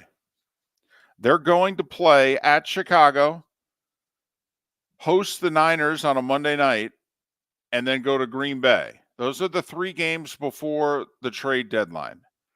I mention that as if, does that matter to you if you're the GM of the Vikings? Or at 1-4 with Jefferson on the injured list, are you maybe willing to make a trade that you weren't willing to make 2-3 weeks ago? Boy, and we all know the trade because they, if you're the GM now, I think they're toast. I don't think they're a playoff team, and I picked them to make the playoffs. This is not a playoff team, but they're playing the Bears, which they think they could get this thing to 2-4. Right. So then let's just say they win in Chicago. They lose to the Niners. You're 2-5. You're going to Green Bay about 48 hours before the trade deadline. Are you literally going to determine a win or a loss in Green Bay, whether or not you're keeping or trading Kirk Cousins? I mean, because, they just signed Hockenson to a deal. So in theory, they're keeping Hockenson. I don't think anybody trades for that contract. I don't know. They've got maybe a defensive lineman somebody would want. They've got parts. But, I mean, come on. The big trade item is Kirk Cousins. And between Atlanta and the Jets, you would think there would be a possibility of not one but 2 suitors. And that, to me, is everything, David. And it's why I would do it, because I think there's 2 teams that would look at Kirk Cousins and say, we are going to, one would say we're a playoff team for certain. The other would say we're going to win our division.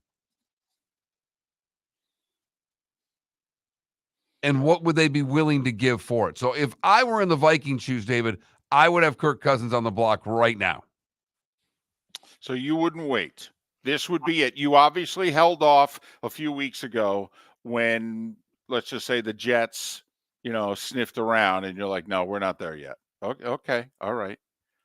But now with Jefferson on the IL, are you going to try to plow through this?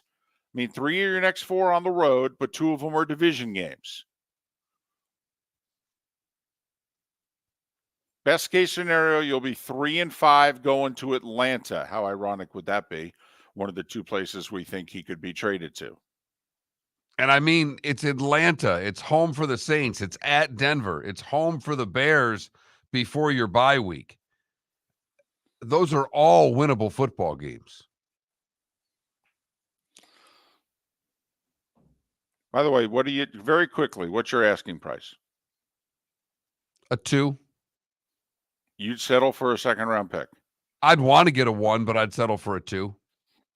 Okay, remember the Jets don't have a second-round pick next year. It goes to Green Jets, Bay it's got to for be Rodgers. a 1 because you think it's going to be late in the round. Okay.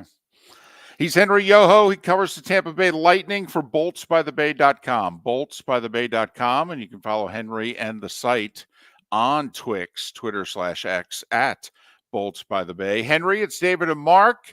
Hope all is well. How are you? Hey, I'm doing great, guys. It's great to be talking to you guys again. Yes, it is. Okay. I'm being serious when I ask this, even though I'm going to sound very flippant. With Vasilevsky out 2 months, who the heck's the goalie? They haven't had a good backup goalie in years. Yeah, for sure. That has been the feeling around here that things have been a little bit uncertain behind Andrei Vasilevsky. But yeah, the man between the pipes tonight is going to be Jonas Johansson, big 6'5" goaltender that the Lightning brought in as the expected backup this season. Guy who hasn't really gotten the opportunity to have real regular playing time in the NHL. He was going to have a great opportunity on his hands to be Andrei Vasilevsky's full-time backup coming into this season. And now with Vasilevsky out for 20 games, 2 months, whatever it ends up being, he's going to be the man tasked with being the starter. And, as you can imagine, he's only got 35 games of NHL experience. So a lot of people are nervous about the goaltending position, but I think a lot of people are somewhat with some peace because Johansson came in and had a pretty strong preseason game. His first 2 starts in preseason ended up having 2 shutouts in a row. Obviously, it's just preseason, but he did turn some heads a little bit in the preseason and put everyone at ease a little bit, knowing that there's a guy who might be seizing the opportunity in front of him. So, Jonas Johansson's the man in net for tonight and for the foreseeable future as the team tries to just stay afloat these first 2 months of the season without their star goaltender back there. All right. I think they're fine up front. I mean, obviously, we think this team can score. The first 6 are exceptional. Are they good enough on the back end to help out a goalie who you just mentioned has 35 career NHL starts under his belt? Mm-hmm. Yeah, I think that was probably the biggest weakness a year ago was the defense. They don't have a lot of the big names back there anymore. I think that the D that they've got right now is probably okay enough to, like I said before, to stay afloat for this first part of the season. I think that they would maybe try to upgrade down the road, but I don't think help is coming to start with. I think that they're going to roll with the group that they've got now, and they've got guys on the back end in Nick Perbix and Darren Radish who are on the right side and aren't necessarily household names, but they took advantage of the opportunity given to them last season to secure regular NHL roles. And so it's a group that doesn't have necessarily the household names that you'd expect for a Stanley Cup contending team. But I think that the group is going to be solid enough. And I think a healthy season out of Victor Hedman's going to be huge, because last year it just felt like he never was able to get going and was never fully healthy. It seemed like he was battling something the whole season, and having a healthy, rested Victor Hedman after a longer off season, I think is going to make a big difference for sure. He's Henry Yoho. He covers the Tampa Bay Lightning for boltsbythebay.com. Boltsbythebay.com. You can follow him and the site on Twitter/X at boltsbythebay. Well, you mentioned the Lightning and Stanley Cup contender. Let's face it, it's been nearly a decade since they haven't been. But if you look at this team objectively, are they still a Stanley Cup contender, or are they just a playoff contender? Yeah. At the moment, I would totally say that they are a playoff contender for sure. I think that they're capable of being one of the finalists at the end of the day with this group, but I don't think you can call them a favorite by any means at this point in time. Of course, things can change and they might make some significant upgrades, or some players might take advantage of a larger role. I don't think that they're a favorite at this point, but I think that they can be, depending on what type of goaltending we see out of Andrei Vasilevsky once he gets back. I think that they can be one of the last teams standing in the Eastern Conference, but like you said, I don't think that this is the strongest group they've had in the past, and they're probably on the back nine of this core group's sort of peak over the years. But I don't think that they're a favorite, but I do think that they are a team that you should expect to see in the playoffs and potentially one of the last teams standing in the Eastern Conference, depending on how things go. How surprised are you that there was not an extension given to Stamkos? Yeah, that was honestly extremely surprising to me. I expected that they would get it done with him this summer. Just try to put that behind them. In large part because this team has shown over the years that if they view you as a core member of this team, that you're going to be around for a while. They've tried to lock everybody up a year before reaching unrestricted free agency, including Brandon Hagel this summer, who's obviously a younger player in a different situation than the captain Stamkos. And I think that the fact that everyone else gets extended a year early before reaching unrestricted free agency is definitely a bit disappointing, because Stamkos, he was a free agent in 2016, one of the biggest free agents in the history of the NHL, and he went right down to the wire on his last contract, and it looks like that might end up being the case again this season. And I think he has, some valid reasons for concern and disappointment when the fact that everyone else is getting signed a year early, and here he is going down to the wire for the second time in his career now.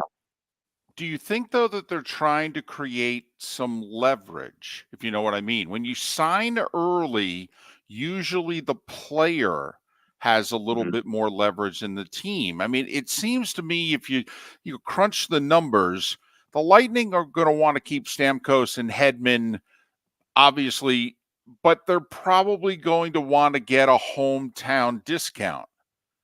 And if you sign them early, the player doesn't take a discount, if you know what I mean. That he'll probably only take a discount when literally faced with the prospect of blank. If I don't sign this contract, I have to move.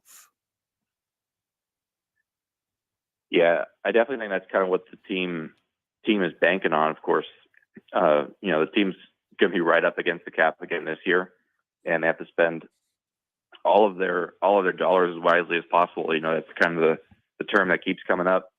And Julien Brisebois saying that they want to see how this year goes, and so I think that they're trying to look at what production that Stammer's still got left in him, and trying to see and evaluate where he might stand as far as his production is concerned, and not so much accounting for the fact that he's the captain, the face of the franchise, the guy who's been here longer than anybody else now.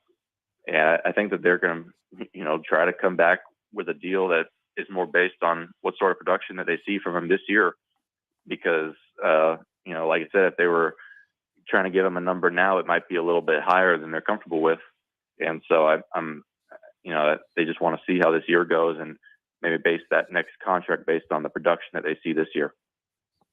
He's played 81 games in each of the last 2 years. He's scored 190 points in the last 2 years, and he's only 32 years old. I wouldn't take a discount either. Henry, thanks for your time. Enjoy covering the Lightning again. The season gets underway at 5:30 at Amalie against Nashville. Hopefully we can talk to you throughout the year. Awesome. Yeah. Thanks for having me again, guys. Henry Yoho covers the Tampa Bay Lightning, boltsbythebay.com, boltsbythebay.com. Stamkos took a little bit of a hometown discount last time, but the Lightning were able to go, look at $8.5 million a year with no taxes. You'd have to make like 11 or 12 in Toronto for it to be the same amount of money. So I think you'd have to make 74 in Toronto for it to be the same amount of money. Okay. But you know what I mean. I know what you're saying. No, I'm just having a little fun. So, and I really think that the Lightning are going to try to do that with Stamkos and Hedman, who will be in Stamkos' situation a year from now. The point that you made that the age is not that old and the production is really high. How do you get him to take a discount? I mean, seriously. I mean, at age 31, he scored 106 points. At age 32, he scored 84 points. And he plays every game. And he's a two-way player.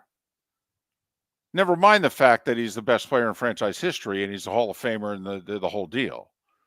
Oh, and he wears the C, which in that sport means something.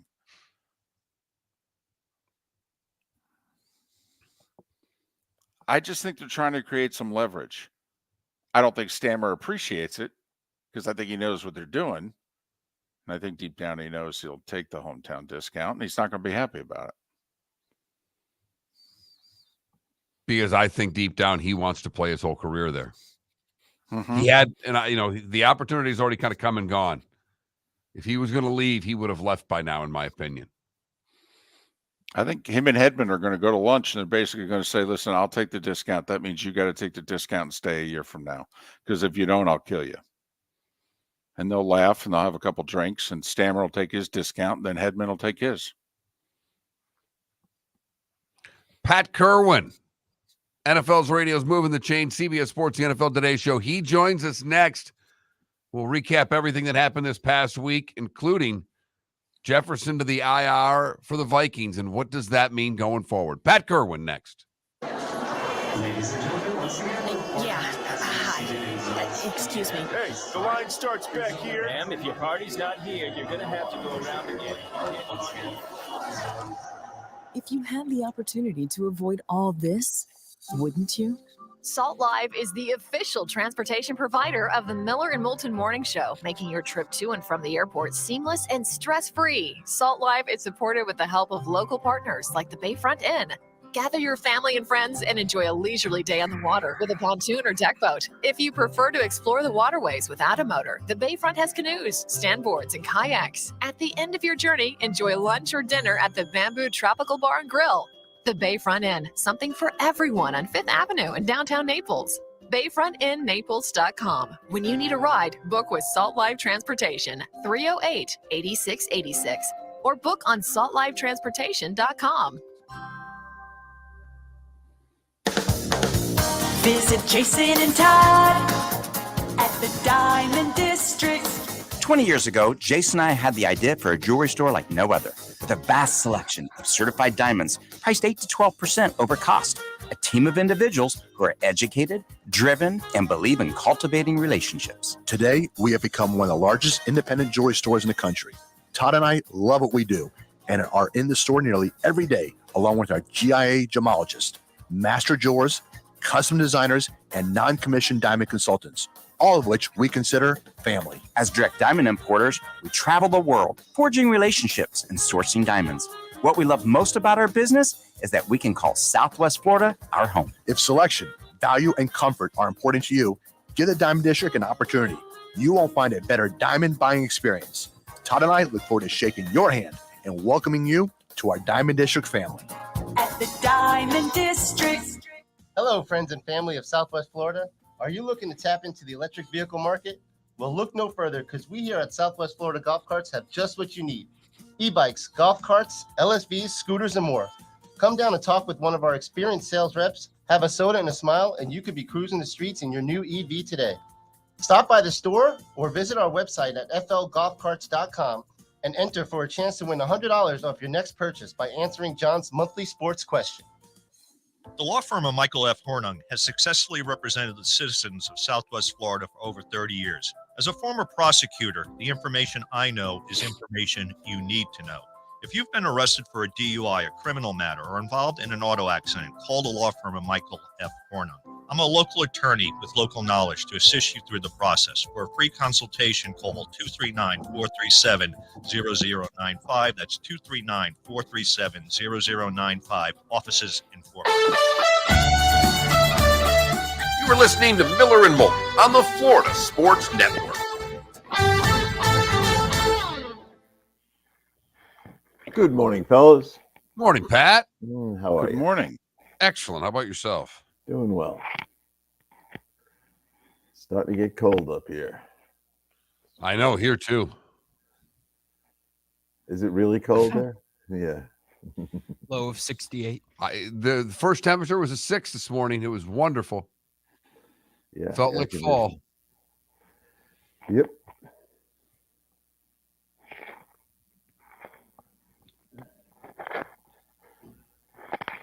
Talking hockey, I was enjoying that conversation. Home team discounts. They're hard to get in the NFL. Yes, they are.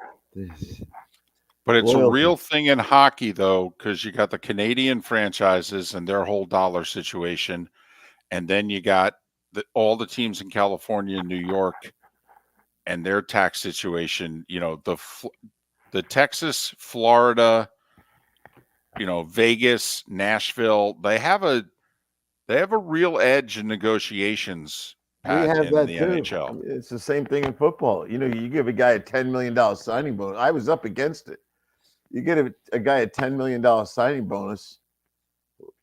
The Miami Dolphins only have to give him $9 million for him to realize the same amount of money. So their cap, if you think about it, over 53 players, the tax-free states are getting about 2 or 3 really good players extra.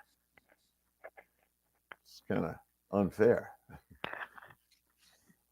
The Canadian thing, I don't know. I would never want to deal with that. Those guys should never want to stay up there. Yeah, because half of them are from there. Yeah, and most of them want to live in Florida. Most of the guys I hang around with in Florida are Canadians. Just find an American girl and get married. Don't go back.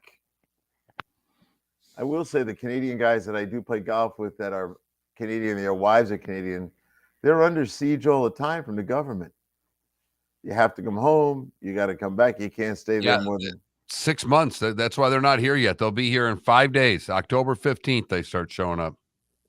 you know when you know they're here. They're not leaving any tips on the tables, the restaurants. They tell me they don't believe in it. I go, well, you know what? I don't believe in taxes, but you got to pay it anyway.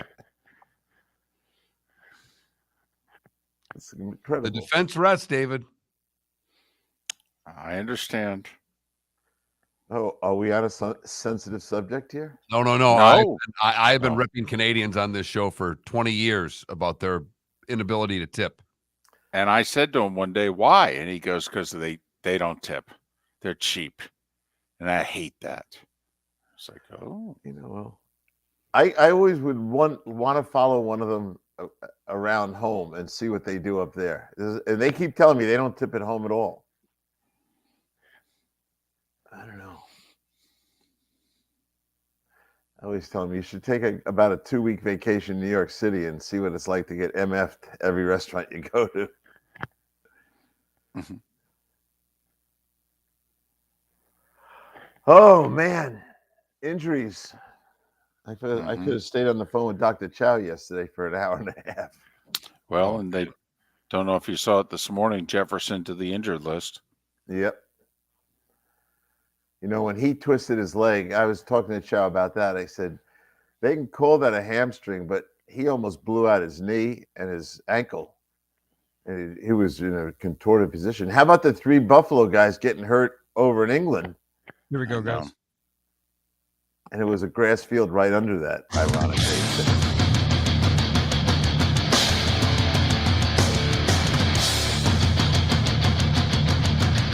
You are listening to Miller and Moulton, exclusively on the Florida Sports Network. And now here's Mark Miller and David Moulton. And the top of the 8 o'clock hour on a Tuesday means Pat Kirwan. He of NFL Radio's Moving the Chains, 3 to 7 weekdays, 2 to 5 on Saturdays. Also part of CBS's NFL Today show on Sunday. He joins us twice a week throughout the season, courtesy of Pinchers from Tampa to Key West and over a dozen locations in between. Pinchers, because you can't fake fresh. Good morning. How are you? I'm doing fine, fellas. Good to see you, hear you, and getting ready for the next week of football. But I was saying to you guys before we started, the medical stuff's really starting to pile up. It does always. It doesn't make it right. It's like, do you get injuries? You can all weather some injuries, but it's when they're all at the same position that starts to devastate you. Look at the Buffalo's defense. Their defensive side of the ball, they're a very good football team, and they are beat up over there. You start signing Josh Norman, you're in trouble. Well, Pat, David first and then me, and I think you to a lesser extent have been jumping on the trade bandwagon a little bit more and more. Does Buffalo have to make a move? I mean, this is a really good football team that was now devastated by losing that linebacker. That's the key to their defense and a starting corner as well. I mean, do they have to go out and make a trade, Pat? I think they'd love to try to do it. They know their team is in contention for a Super Bowl, and I think when you're in that position and you don't want to pass your peak, I think you should try. So how do you target someone? Usually you look for someone in the last year of their deal at a team that next year is projected to be in cap jail. Now, those are the kind of guys that you should go after, unless you can find a malcontent. We've seen a couple of those, the Claypool kind of trades. Those are nice because they're cheap, because the club who owns them can't wait to get rid of them.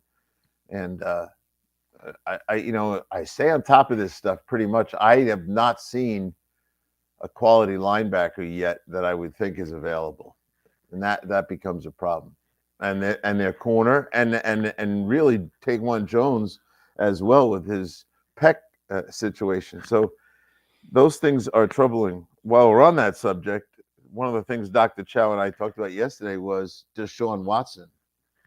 He spent a whole week not throwing at all, and then on Sunday morning couldn't throw, and passing cleared to play kind of controversial statement, but he didn't even practice yesterday. And Chow thinks there's a chance this is much more serious than people think. And he may go, but he may have a fast relapse.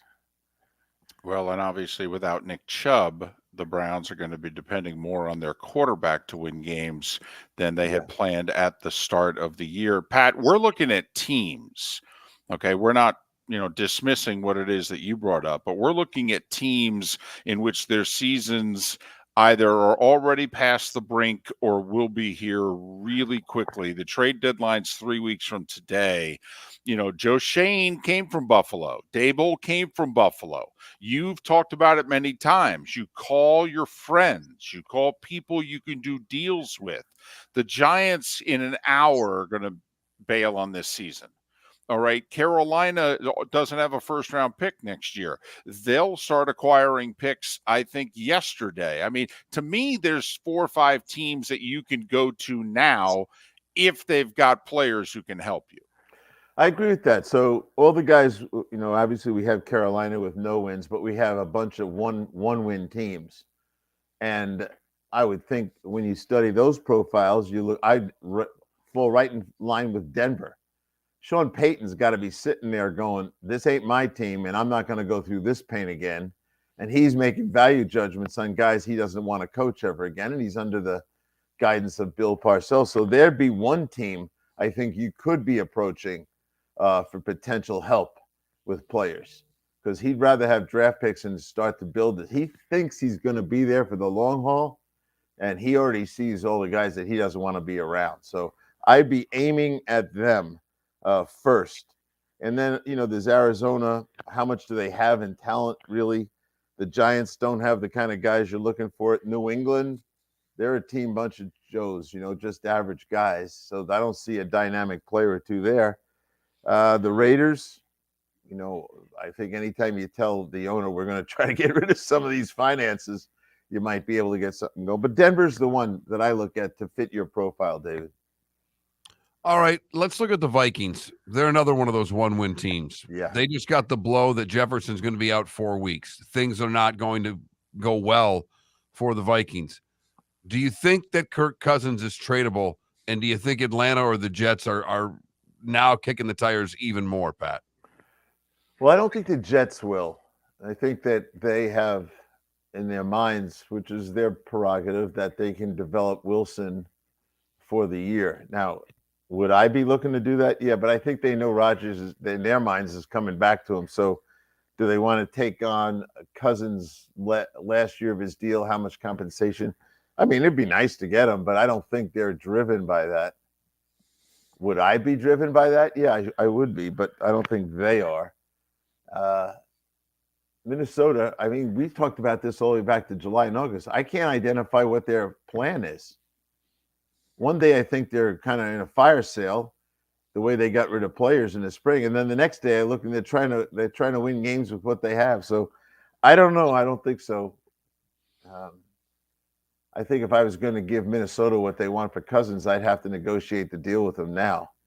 So you got to look at him and say, yeah, we want him for the next 4 or 5 years.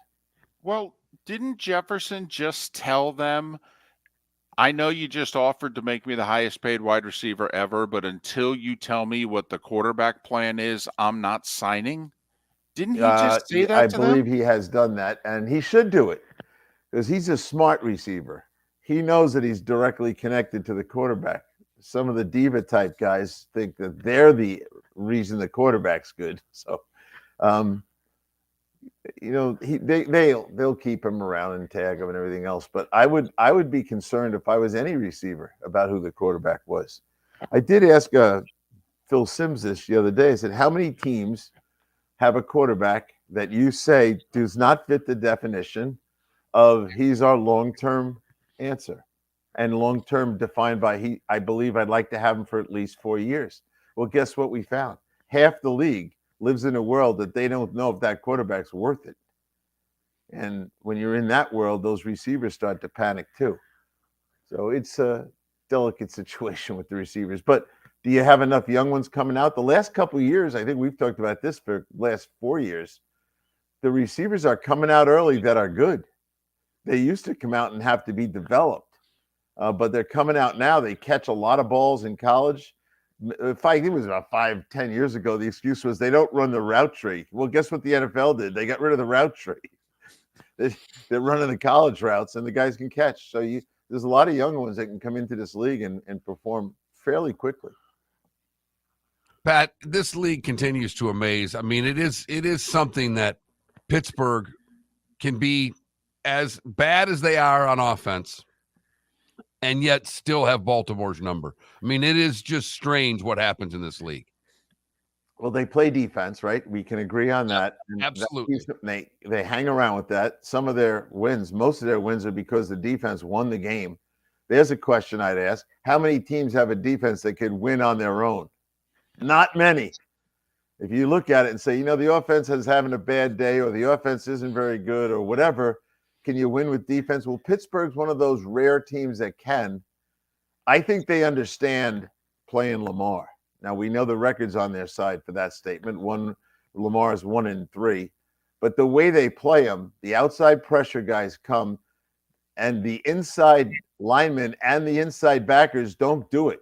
They just keep their eye on him. And so they know he's going to flush up inside, and they're right there to get him. So I think a lot of teams should have been looking at the way Steelers have always played Lamar, because they've corralled him perfectly. Pat, do we need to have an intervention with NFL head coaches about when to kick a field goal, when to call timeout, when to kick an extra point or go for two? John Harbaugh is a borderline Hall of Fame coach. He cost his team the game Sunday because he wouldn't kick a field goal on 4th and 2 at the end of the first half. If he had simply kicked that field goal, I'm telling you they would have won the game.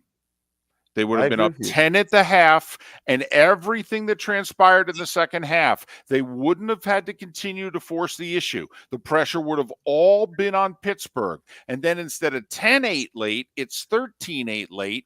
They're not throwing the ball into the end zone. They're running it, kicking a field goal. They're up 16-8 instead, okay? And they're looking at Kenny Pickett and going, you haven't scored all day, and even if you do, you got to convert the two. And even if you do that, the game's still tied.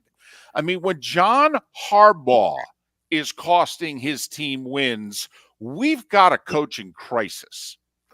I agree with you, David, and we know the root cause of it. It's the analytics mind and what they get trained to think. And he's so not alone in this. And if we went through this league, we could find 10 coaches that make those kind of decisions. So to your point about a crisis, absolutely. The stubborn part of it, which is the amazing part, which is probably driving you nuts, is they don't regret those decisions. Even when they lose, and the kid out at the Chargers, he'll tell you he's going to do it again. So yeah, there is a crisis. If you really want to enjoy confirming your opinion of crisis, sit with me on a Sunday with Bill Cowher. If I heard him say take the points once, I heard him say it 1,000 times. Kick the field goal, take the points. Kick the field goal, take the points. He says it over and over again. And it's amazing how he sees the game in his, quote, old school eyes. He's the eyes you want, and he's the decision maker you want. But there's few and far between right now, because these job interviews involve wowing the owner that you're an analytics guy. Does it take a few of the analytics coaches getting fired to change this, Pat? Or is this a long-term here to stay way of football? Well, the first thing that should be happening, Mark, is firing some of the analytics guys. Okay. Like once their feet are held to the fire, like coaches are, and you confirmed we should do X, Y, and Z, and it hasn't worked, it's time to say goodbye to them. See how free they are with their thinking if their accountability is on the line.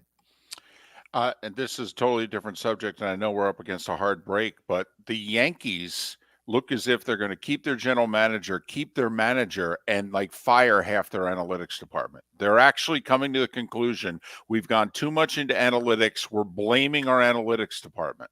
I wish half the NFL would do that. I really do. Yeah, He's Pat Kirwan. NFL Radio's Moving the Chain, CBS's NFL Today show. More with Pat on the other side. Miller and Moulton. You know, the hockey season gets underway in 9 hours. Hello, friends and family of Southwest Florida. Are you looking to tap into the electric vehicle market? Well, look no further, because we here at Southwest Florida Golf Carts have just what you need. E-bikes, golf carts, LSVs, scooters, and more. Come down and talk with one of our experienced sales reps, have a soda and a smile, and you could be cruising the streets in your new EV today. Stop by the store or visit our website at flgolfcarts.com and enter for a chance to win $100 off your next purchase by answering John's monthly sports question. Visit Jason and Todd at the Diamond District. 20 years ago, Jason and I had the idea for a jewelry store like no other. With a vast selection of certified diamonds priced 8 to 12% over cost. A team of individuals who are educated, driven, and believe in cultivating relationships. Today, we have become one of the largest independent jewelry stores in the country. Todd and I love what we do and are in the store nearly every day, along with our GIA gemologists, master jewelers, custom designers, and non-commissioned diamond consultants, all of which we consider family. As direct diamond importers, we travel the world, forging relationships and sourcing diamonds.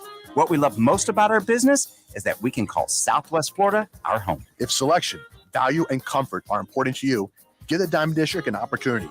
You won't find a better diamond buying experience. Todd and I look forward to shaking your hand and welcoming you to our Diamond District family.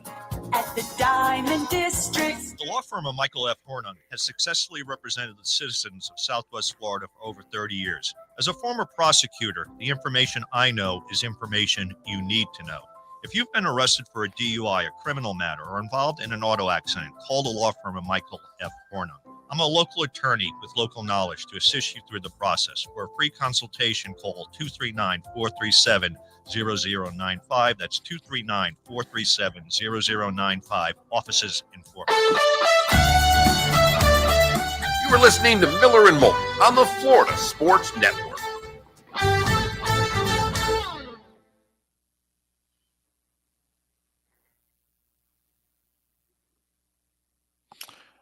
The AFC North was over if John Harbaugh coached that game properly. Over. It's 3 division wins. All on the road. All on the road. Have a 2-game lead in the division, 1.5 over Cleveland, who has an injured quarterback. They're going to London to beat Tennessee. I mean, seriously. Yeah. You have the best kicker maybe in NFL history. Yeah. And John has been a guy that makes good decisions. That's why he's a Hall of Fame guy. But this is almost shocking, to tell you the truth. But this is 3 years, though.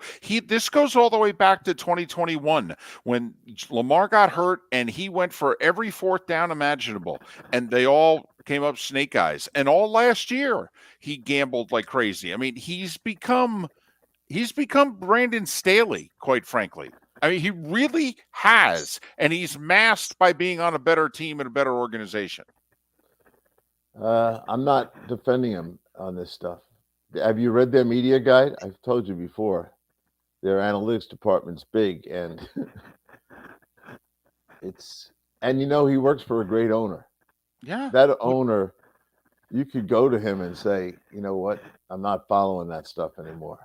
Yeah, well, John, do you want to get rid of him? He'd do it in a second, whatever you want. I mean, Ozzie Newsome must have been watching that game somewhere going, what the hell are we doing? Yeah.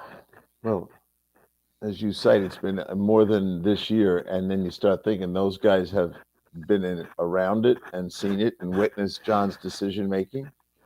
And John is never in jeopardy of losing his job. And they support it, obviously. They love John.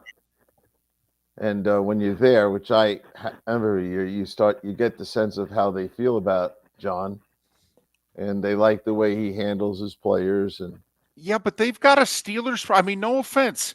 Against the Steelers, you might want to start doing things differently. All of these games are exactly the same, and you're losing them all. I know. And I think they look at the Steelers as, yeah, we lost to them. That stinks, but the Steelers aren't going to win many games. That's how they look at the Steelers. I understand. Well, right now, Technically, the Steelers are in first place in that division. Yeah, so is Miami, technically. Oh, no, Miami is in the lead by a game, but I mean, Well, they're not really. Well, they are 4-1 to 3-2. I mean, that's in the lead. Buffalo beat them, so this I won't take understand, long. but Buffalo's got a starting defensive lineman out for the year. Their best, their heart and soul, their defense out for the year, and their number one cornerbacks out for the year. I mean, they got problems. Maybe this is another subject, but doesn't Buffalo have Miami's number just like Yes, Pittsburgh? totally. Exactly. Yes. 100%. Yep. Absolutely. Josh Allen is the greatest player in the history of the NFL against the Miami Dolphins. Yes, he is. Yep. They own them. I don't know if it's your listeners, Pat, the annoying Dolphins fans, but man, it sounds like you're preying on their downfall right now. I'm just honest with you. Their offense is terrific, and the defense is a liability. It's subpar. And that's why you'll never win a Super Bowl until you fix your defense. You can't outscore everybody in this league every Sunday. They get a nice piece back in a month. Yeah. Well, I mean, while everybody's losing, guys, they're getting a Pro Bowler back. That is one thing that they do have on their favor. that is true. And that does change a lot of things once he's on the field. But if I asked you for the top 5 teams in the NFL, I mean, I would, I'm going to ask Cowher that at 9 o'clock this morning. San Francisco's won by far, right? I think they separated themselves completely. From Philly? Yes. Philly's close to me. Philly's pass defense will have a hard time with those receivers. Okay. Kansas That's City my 3. opinion. Kansas City 3. And I worry about their scoring. You go study their scoring as it was even relates to last year. Thank God their defense is playing so good because their scoring is down. After 4 weeks, they had scored 60 points. Last year, they had 97, I think. Is this Kansas City or Kansas City? Yeah, okay. Miami's Florida's defense. The question I wanted to ask you about Kansas City is, do they have to do it differently? They do have. They really are different. Here we go. I like those You're Lions. listening to Miller and Moulton, exclusively on the Florida Sports Network. 21 minutes past the hour. Remaining moments with Pat Kirwan. He of NFL Radio's Moving the Chains, Monday through Friday, 3 to 7 Eastern, and Saturdays, 2 to 5. Then on Sundays, he hangs out with Bill Cowher, Boomer Esiason, Phil Simms, and the gang at the NFL Today Show. Pat joining us courtesy of Pinchers from Tampa to Key West, all points in between Pinchers, because you can't fake fresh. Well, listen, you were just talking about it during the break. You said you think the Niners have separated themselves, even from the Eagles. Yes. They can handle winning either way, offense or defense. And they are uniquely different in the way they play football. And when you prep for them, I think you don't get a lot of work against all the angle plays they have, all the ways I told you this once before. If you just count up their hybrid players, the tight end, Kittle, who all of a sudden gets 3 touchdowns, Juszczyk, who's a problem for every team, McCaffrey, Debo, and Ayuk, and you just add up every place they line up, it's like 20 different alignments. And so they make you start studying all that stuff. And then they're up tempo to go along with it.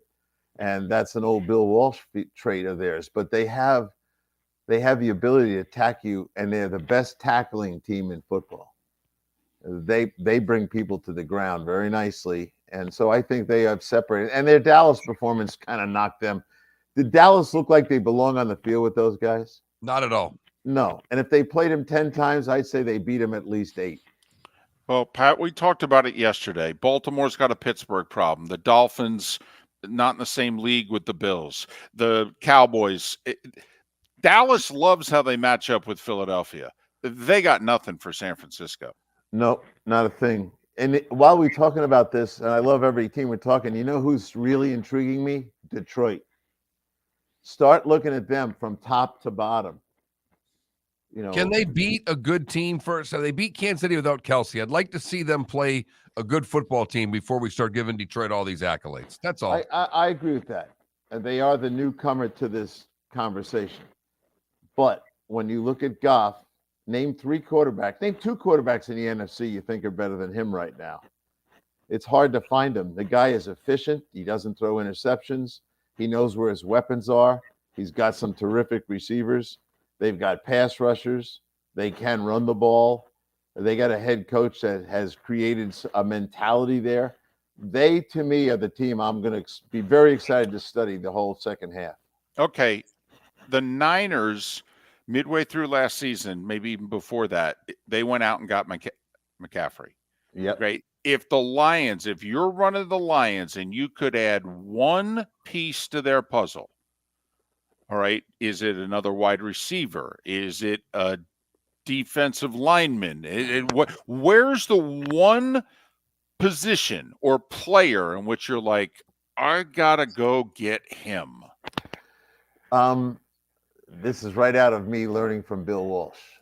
And Bill Walsh says you have to know when you're going to be good. And right now, Detroit's on the verge of becoming good. And still debatable because they're the new guys. But I would assume that you're going to end up seeing people throwing the ball against you a lot more because you're going to score and you're going to have leads and you're going to spend the second half defending the pass. So I'd be looking for someone in the secondary.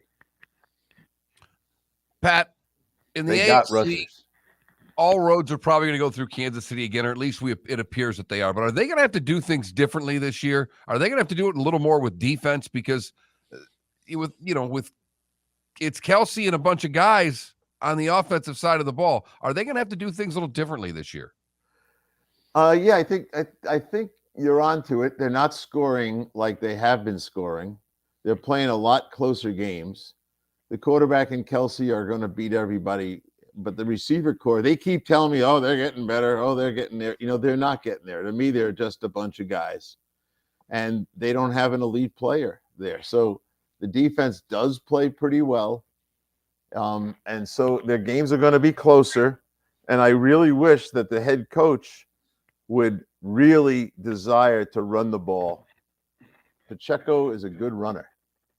And I think it would help out a little bit more. So I'd love to see them run more. And I do think it's kind of nice for Spags, who I'm good friends with him, talk about they know they're good now on defense. They can play. Those linebackers are run and hit. They're tough. And the big guy up front. So they're pretty good. But I don't feel like I felt in the past about their ability to be dominating, Mark. They could get caught in a big game and all of a sudden just didn't score enough to win it. Then you should ask me, well, who's that team? A Miami who can score a ton of points and all that raw speed on the field, they could be a problem for them. Because if they could just get to 30 points, now all of a sudden you're asking Mahomes and that group to do that, and maybe they're not that team anymore.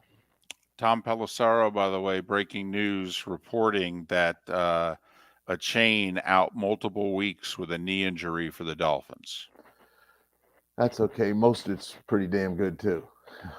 It's not season ending, all right, but that he will miss multiple weeks. They should be fine this week, obviously, Carolina, but then they've got Philadelphia and a few other, they got a challenging schedule. I think there's Kansas City in there too, isn't there? Right. Yeah. A week or two after the Philly.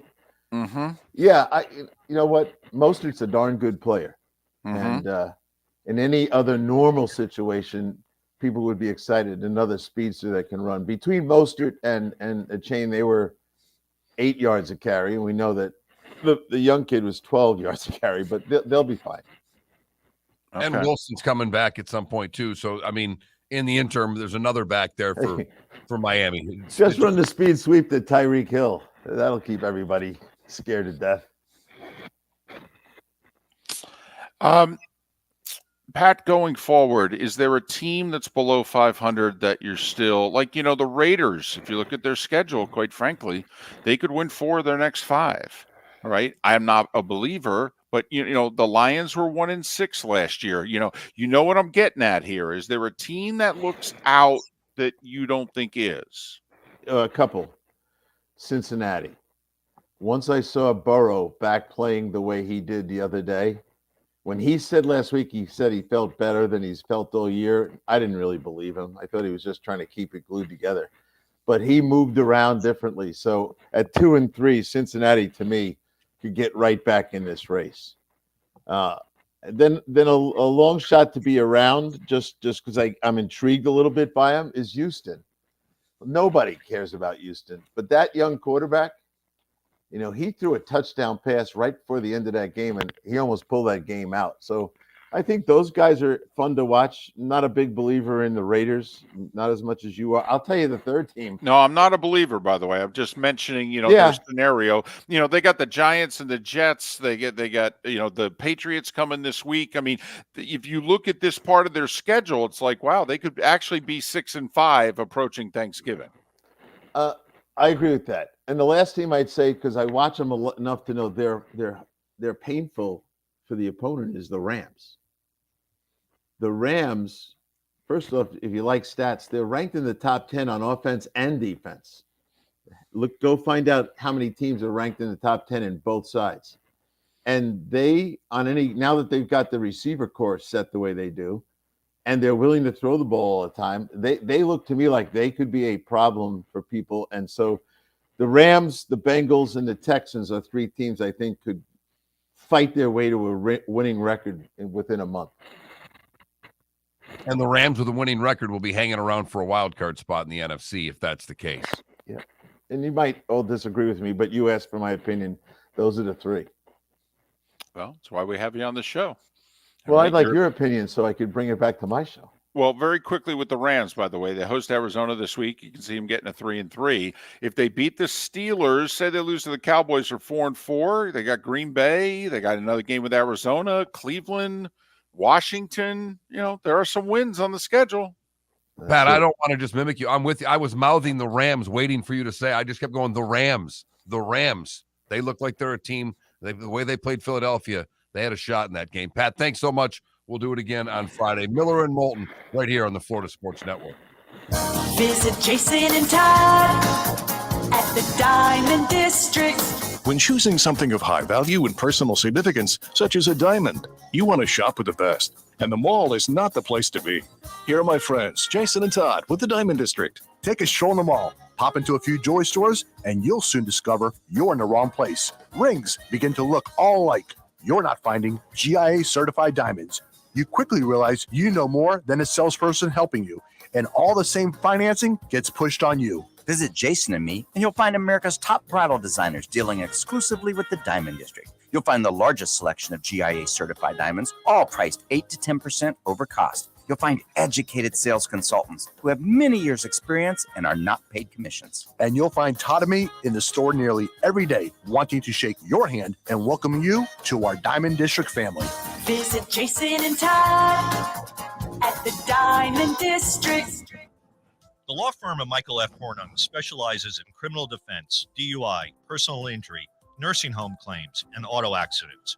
I'm a former prosecutor with over 34 years of experience. The information I know is information you need to know. If you've been arrested for a DUI, time is of the essence to maintain your driving privileges. Call the law firm of Michael F. Hornung for a free consultation. At the law firm of Michael F. Hornung, we are committed to excellence in your representation. Being a local attorney with local knowledge is clutch to the success of your case. For over 30 years, we have successfully represented the citizens of Southwest Florida. For a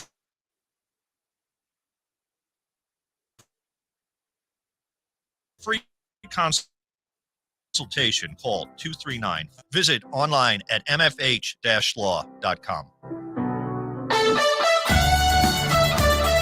You are listening to Miller and Moulton on the Florida Sports Network.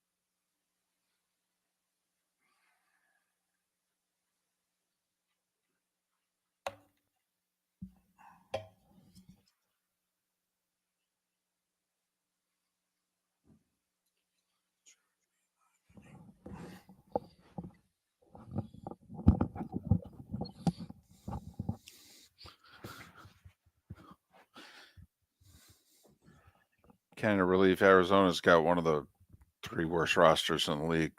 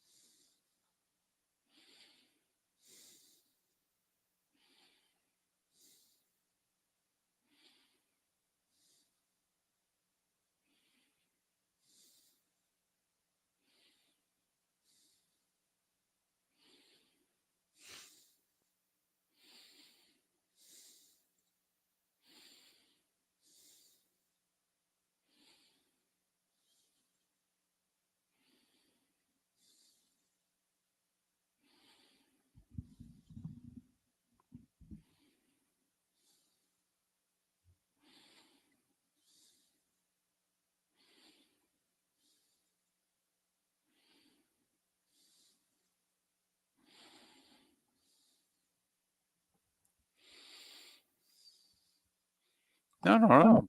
Kind of, don't worry about it. I'm just, you asked about Arizona, and I'm just saying that. Plus, also, I think as an organization, first year GM, first year coach, they know where they are. I mean, Joshua Dobbs is their quarterback right now.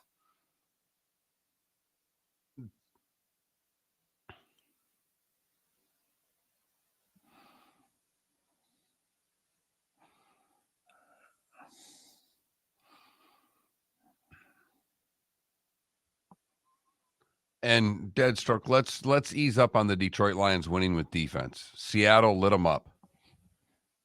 They've not played another offense yet. They played a Kelsey-less Kansas City team. Everybody's got to just slow down.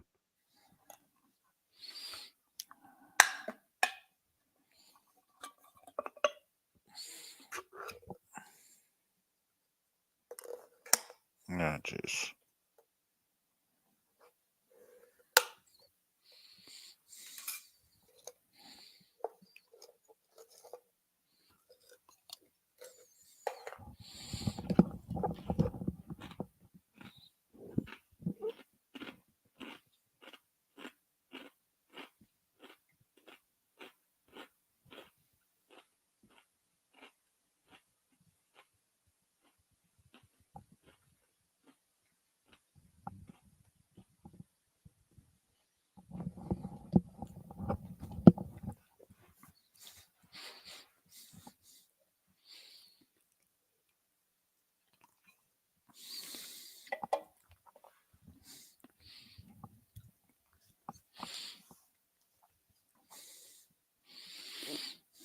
$15 seconds. Felipe, are you concerned about Achane? Mildly, yeah, a little bit. Okay.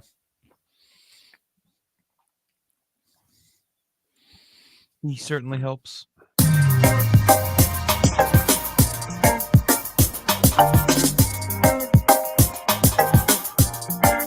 Welcome back to Miller and Moulton, only on the Florida Sports Network.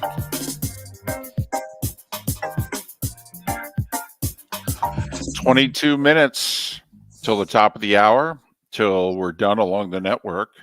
The Diamond District bonus hour awaits at that point in time. Miller and Moulton, Florida Sports Network, floridasportsnetwork.com. The Achane news that developed in the last 15 minutes, that his knee injury is a multiple week thing. Serious talk about putting him on the injured list, which would be 4 weeks. As Adam in our Twitch chat room points out, you may want to lock up Mostert in DraftKings. He's going to be the focal point of the Dolphins running attack for the next 3-4 games.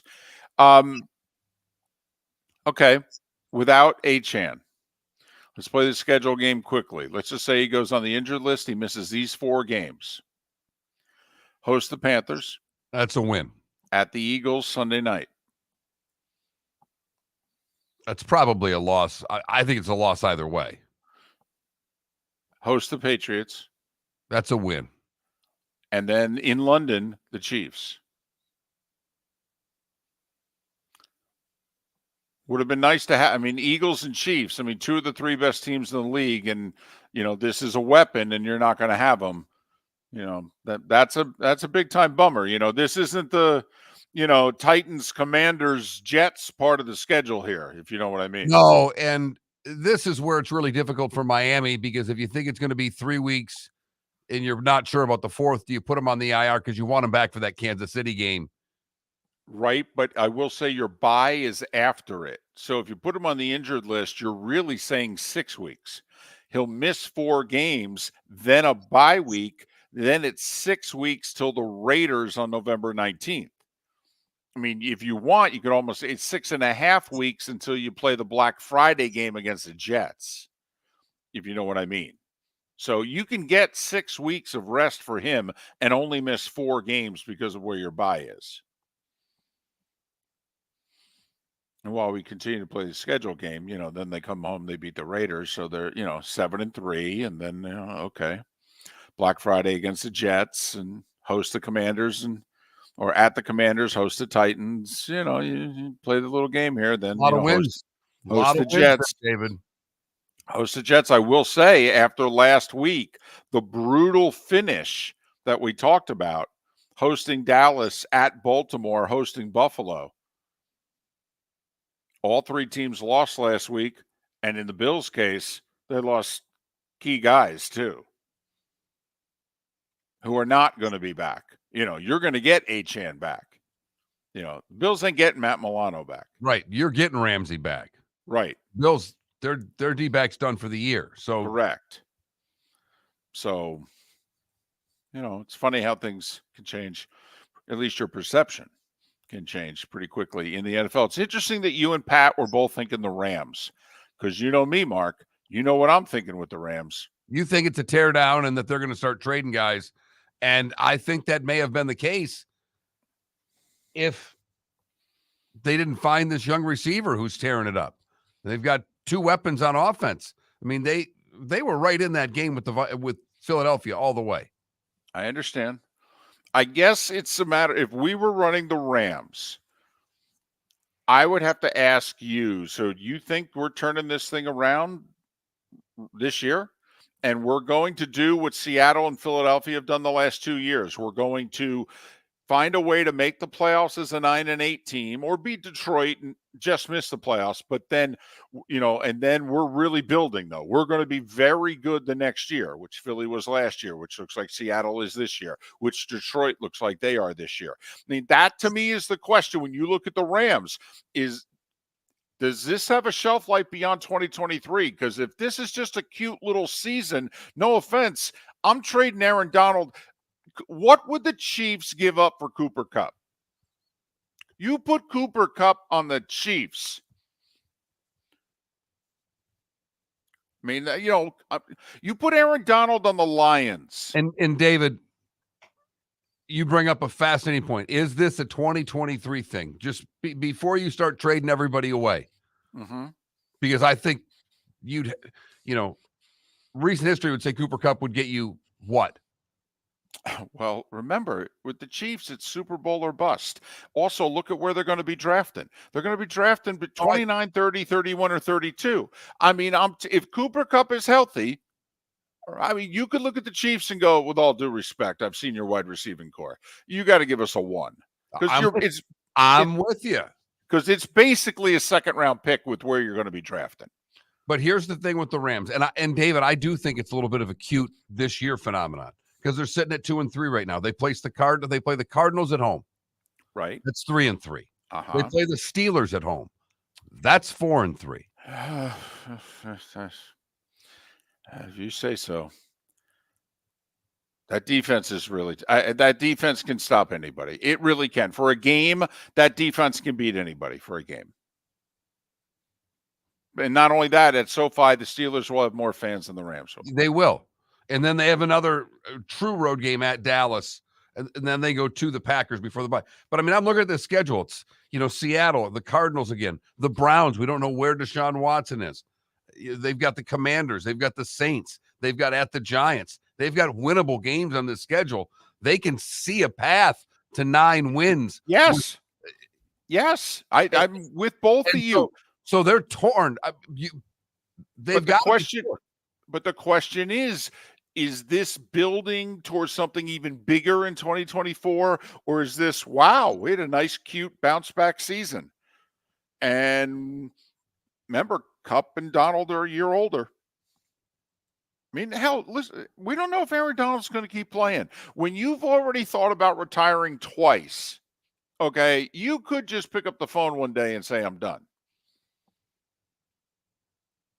So I'm just, plus Matthew Stafford's 36 and his body's 54 because he has taken a beating. No, they are very much the Tampa Bay Buccaneers, David. I know the Bucs are younger, but when you talk about trading Evans and trying to tear down the good parts that are left, it is very similar to that. If they get into the postseason, it's by schedule and some dumb luck. Right, and they'll be one and done, right? Like Philly and Seattle were the last 2 years, but they were on the come. That, to me, is the question you got to ask yourself. Are the Rams on the come, or are the Rams just putting the pieces back together again? And, oh, wow, hey, nice job. Good luck next year. That's all. But so Justin Jefferson this morning, and we never have stories like this. So Jefferson, turns out his hamstring is on IL. That's 4 weeks minimum. The trade deadline's 3 weeks today, by the way. Yes, Kirk Cousins does have a no trade clause, but the Vikings can't tag him. So they're not assured of keeping him. And yeah, he has said all the right things. Kirk Cousins is the number one business guy in this league. Nobody has played for more percentage of guaranteed money than Kirk Cousins.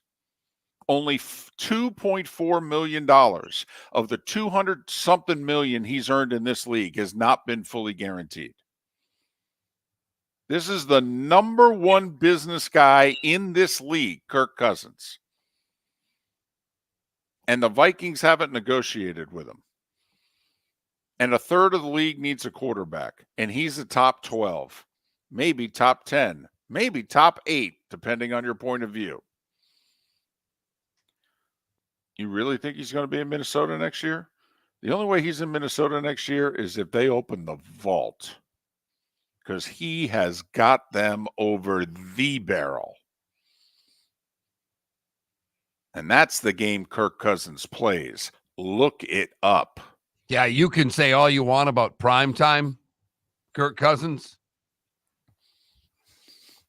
But bank account Kirk Cousins. Right. That guy, he's undefeated. Yeah. Undefeated. Yes. Okay. When his agent and accountant walk in the room, they're showing up with Louis. Okay. As Coach Prime would appreciate. So Justin Jefferson on the IL, and Achan's going to miss multiple weeks. They're talking about IL for him for the Dolphins. Boy, and we'll have Dr. Roto on this time Thursday. And obviously from a fantasy standpoint, well, this is kind of a big story. I was about to say, imagine the fantasy user with both of those people on their team just trying to have their coffee this morning. The week's already ruined. Count the L. It's a problem. It is. Yep. So that's just some of what's going on in the NFL. Hey, we got a handful of minutes. Hockey gets underway tonight. So, you were on Colorado for a few years. They finally won a cup one of the years that, you picked them to. And so, what are you thinking here? First off, you think the Panthers, it was a fluke, or do you think that they're a Stanley Cup contender? I definitely think they're a contender. I think the East is really difficult to figure out because I think you've got the Devils, who lack a goaltender but have all kinds of skill. Carolina's as deep as any team in the East. Toronto is really, really good. Florida's a good team. I think Tampa takes a step back. I think Pittsburgh, they're right where they are. They're a cusp playoff team. I think the Islanders are a cusp playoff team. I think your Rangers are a pretty good team in a really difficult East. What's Boston do with the players that they've lost from a year ago? So I think the East is wide open, but I do think it's Toronto's year to get to the Stanley Cup final. Oh, now are you doing this to set them up because you love No. Leafs? Okay. No, I think they're the best team in the East. I think they're I think they have everything. I think they are the team to beat in the East. That's a fair question, though. You have taken great delight in the agony that Leafs fans are going through. You have. So I'm just wondering if you were setting them up again. That's all. Well, I just said they're going to make it to the Stanley Cup finals. I didn't say they were going to win the Stanley Cup finals. Hey, they haven't even been to the conference final since '94. So, you take what you can get. Well, are you then thinking it's Edmonton's year in the West then? Boy, let me tell you, who's got the final this year? Oh, it'd be ESPN. Boy, would they love an Edmonton-Toronto final. It's funny. I crack myself up. I actually think Colorado's the team to beat in the West. Okay. I was going over this with my hockey consultants the other day, and Colorado, yes. Yes, okay, good. Right. Colorado, Edmonton, both will be very strong. Vegas is going to be good. But Colorado got bounced in the first round. They're going to be hungry. Give me the Lanch. Yeah. I got a feeling about Dallas. I think that's a really solid pick. I got a feeling about Dallas. They've made like 3 conference finals in the last 5 years, made a final a few years ago. The Lightning beat them. I think that was the pandemic year. I don't know. Got a feeling about Dallas. Tell you what, if the Devils get a goalie, give me the Devils. I agree with that 100%, but they don't have a goaltender. And they could definitely go get one at the deadline, and that would change everything. I have Toronto beating Colorado, and Toronto ends the drought. Oh, my goodness. That is the epic celebration we've yet to see. We saw the Cubs. We saw the Red Sox. Oh, my goodness. You could invade the country during a 48-hour period right after the Leafs winning the Cup, obviously, and they wouldn't care. Most of the country would be like, fine. No, take it. We're good. You definitely could take Ontario with a beer bottle. I mean, a broken beer bottle, and you could definitely take Ontario. That's all you need from a weapon standpoint. I mean, Western Canada, you get some resistance. Okay, you would. But, man, oh, man. When the Devils acquire Connor Hellebuck from Winnipeg, call me. Okay, then that's a team I don't want to mess with. So, by the way, I think the Lightning sneak in as the last playoff team. I really do. Boy, wouldn't that be a treat for whoever the one is in the East? Exactly. Good luck, New Jersey, Carolina. See the Lightning with all their veterans healthy at the end of the year. Hello. Working that IR is like only the Lightning can do. Yep. So the hockey season gets underway 5:30 today in Tampa. There'll be more people at the Lightning Preds game than there was at either Rays playoff game. And the Lightning will make and the Lightning will make sure they announce a bigger crowd than that. Okay, they'll allow more standing room in than they normally do. The 2,000-3,000 hanging outside normally, drinking and watching the game, they'll let a few hundred more of those in than they normally do. So there you have it. So there it is. Miller and Moulton Stanley Cup preview. You're going with the Devils over the Stars? I'm going Dallas over New Jersey. They get revenge for 2000. And we know that's what they're thinking about, revenge from 2000. We thank you so much for listening. Miller and Moulton, the Florida Sports Network. Hi. Excuse me. Hey, the line starts back here. Ma'am, if your party's not here, you're going to have to go around again. If you had the opportunity to avoid all this, wouldn't you? Salt Live is the official transportation provider of the Miller and Moulton Morning Show, making your trip to and from the airport seamless and stress-free. Salt Live is supported with the help of local partners like the Bayfront Inn. Gather your family and friends and enjoy a leisurely day on the water with a pontoon or deck boat. If you prefer to explore the waterways without a motor, the Bayfront has canoes, standboards, and kayaks. At the end of your journey, enjoy lunch or dinner at the Bamboo Tropical Bar and Grill. The Bayfront Inn, something for everyone on 5th Avenue in downtown Naples. BayfrontInNaples.com. When you need a ride, book with Salt Life Transportation, 308-8686, or book on saltlifetransportation.com. Visit Jason and Todd at the Diamond District. When choosing something of high value and personal significance, such as a diamond, you want to make sure you're shopping with the best.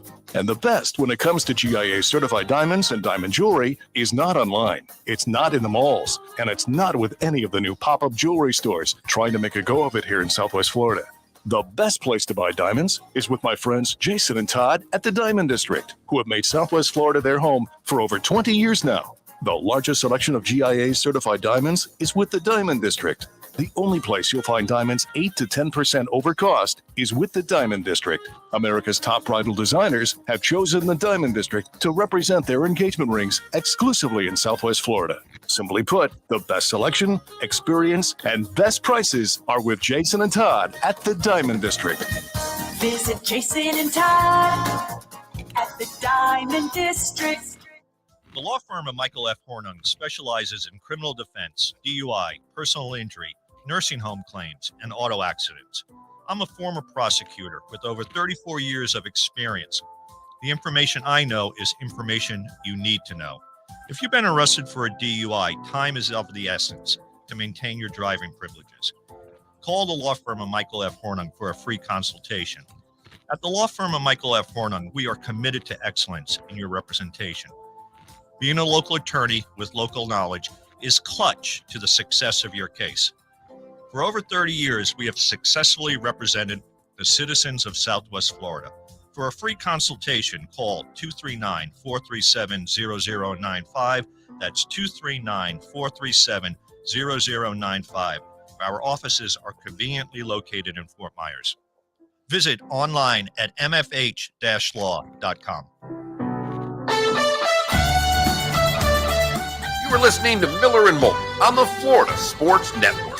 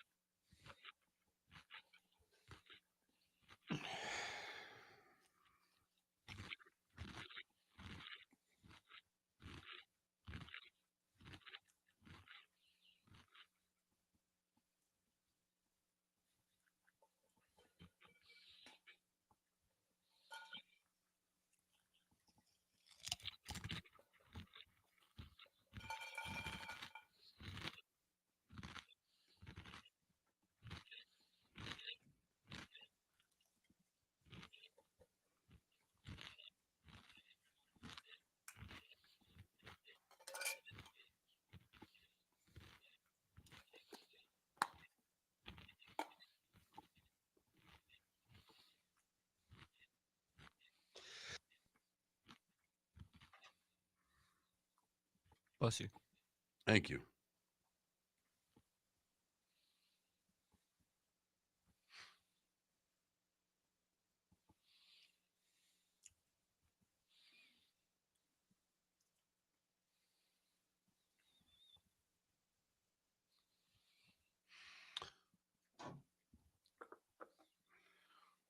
Well, James, I'll say this about the LA Kings. They made the deal that the Panthers made last year. Okay. By getting Dubois. And if he does for them what what's his face? Kachuk did for the Panthers. Okay. Maybe.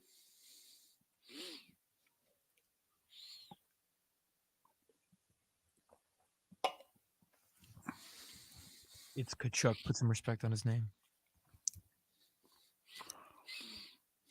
Yeah, I'm a little sleep deprived today. You got to cut me some slack if I miss a name or two on a Tuesday. I'm kidding. I'm kidding.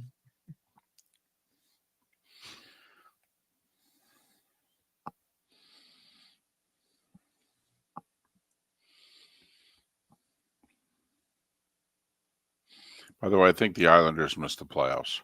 That has nothing to do with my dislike of the Islanders. I think they're old, they're slow. I think Buffalo makes the playoffs.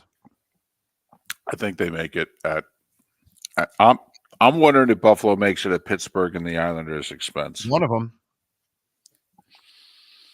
What hockey team is the greatest show on turf? 2023 Miami Dolphins of like speed, high-powered offense. What year? What team?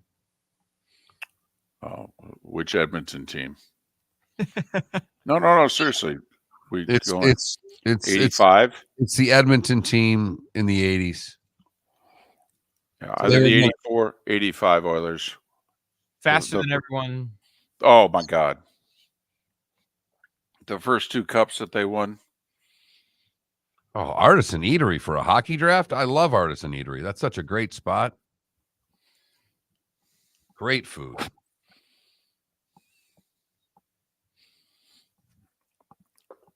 Yeah, bad golfer. Remember, the NHL had Rangers Kings.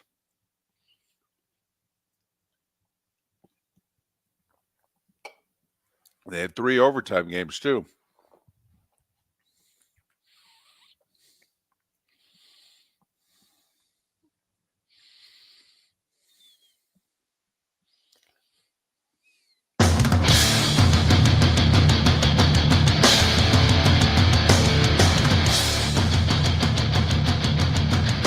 You are listening to Miller and Moulton, exclusively on the Florida Sports Network. And now here's Mark Miller and David Moulton. It is the Diamond District bonus hour, Miller and Moulton, on this Tuesday. I come at you from Vegas after Monday Night Football. Not the most exciting game. It was close. We told you to take the under. Raiders ended up prevailing. Both teams are 2-3. Vegas and Green Bay. Hockey season gets underway tonight. I got to admit, I'm geeked. And it being in Vegas, the Stanley Cup champs, the cup was in the building last night. I have to admit, it got the geek factor even a little higher. But I am geeked, and Mark, hockey at 5:30 today. So baseball at 4 o'clock on Fox, hockey at 5:30 today on the 4-letter network. I mean, if you're a sports fan, this is a fun nice day. treat this time of year when you get sports from 4 o'clock on. And the football fan, you've got Conference USA football tonight, 3 games. So don't think that we're neglecting the football fan out there. You can bet on that too. But man, oh man, playoff baseball and the opening night of hockey. Pretty fired up about that. 21,000 is the text line, 21000. If you want to chime in anything, if you miss any of the show, you can go to floridasportsnetwork.com to download any part of the show that you may have missed. Always on Tuesday, David Samson and Pat Kirwan on the show. And we talked with Henry Yoho, a little Tampa Bay Lightning talk, as well as the Lightning get their season started tonight. Felipe all fired up for preseason basketball. Now, did you at least watch the Braves Phillies last night? I know you were working, but did you at least lock in for a little bit to that dramatic game? I mean, you had to be done with work by the time the game started hitting its peak. No, unfortunately not. I was watching football, actually. I was watching football, and I slightly tuned into the preseason game, but then I kind of realized. Why were you watching foot? I mean, because you're a baseball guy more than you're a football guy. I do like baseball. I will say that. I don't know why I wasn't watching baseball, honestly. And such a great finish. The Braves down 4 spit. They get 1 in the 6th, 2 in the 7th, the 2-run home run in the 8th to take the lead, and then the unbelievable double play to finish the game off. Bryce Harper caught because he thought he was scoring on the drive to right center field. Fly ball caught at the wall, and then doubling up Harper to finish the game. And the Braves saved their season. It was over. If the Braves lose that game, they're down 2-0 in the series, and it's done. And the Braves saved their season. I think if whoever wins game 3 wins the series. No. I don't.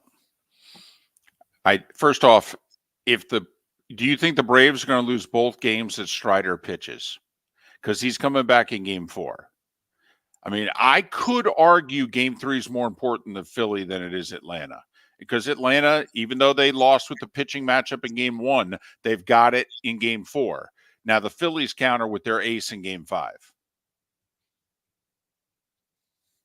If there's any home field advantage in Major League Baseball, it is at Citizens Bank Park. Something happens to those Philadelphia bats in that stadium. I can't even explain it.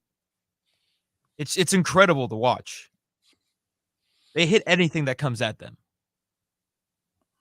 They do have a little something going on, much like when Houston got things going in the middle of last decade. Yes. But then again, when the Nats went in and won all 4 games in the World Series in Houston, that kind of ended that. I mean, in baseball, usually momentum is next day's starting pitcher.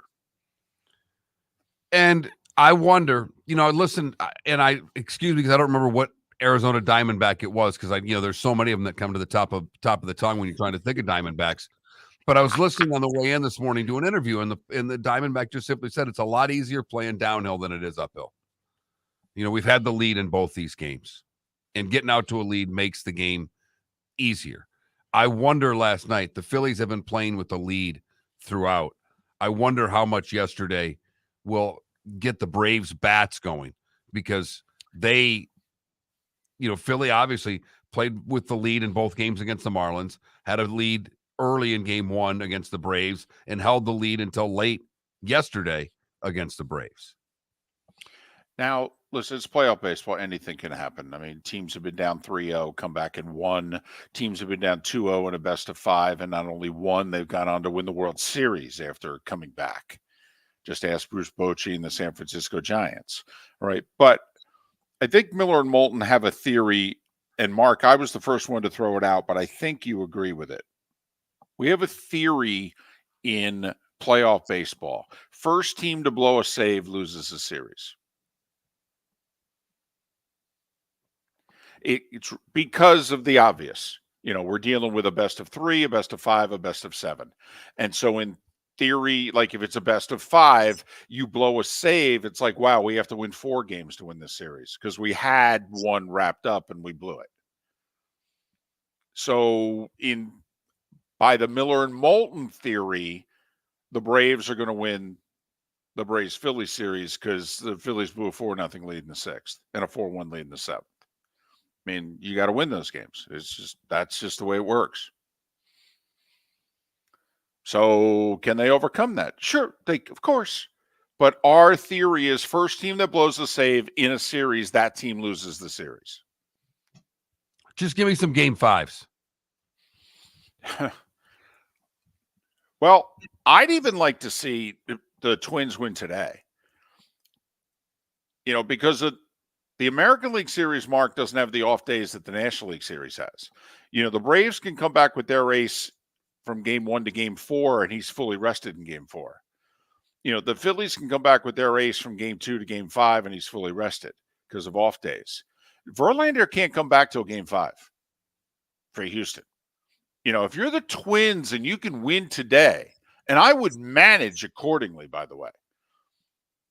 I mean, if I got to go extra outs from key guys in my bullpen, whatever I got to do, man, they can't come back with Verlander in game 4. And this rotation's not as deep as it's been. I mean, Houston's still the team in the American League to beat until proven otherwise. But this run goes all the way back to 2015 when they had the Royals beat, by the way, in the division series. Had a 4-run lead in the 8th inning of game 4, up 2-1, and lost it. That whole Royals World Series was dangerously close to not happening in the first round, if you will, for them. But from 2017 through now, this great Astros run, they've been deeper than this team. They've been a mid to upper 90s win team, a low 100s win team. This was a 90-91 win Astros team. They're not as good as they've been in past years. I think the Astros, Mark, finished 3-4 games ahead of the Twins in the regular season. We don't think of the Astros and the Twins as being that close. But I think the Astros were 3 games ahead of the Twins in the standings.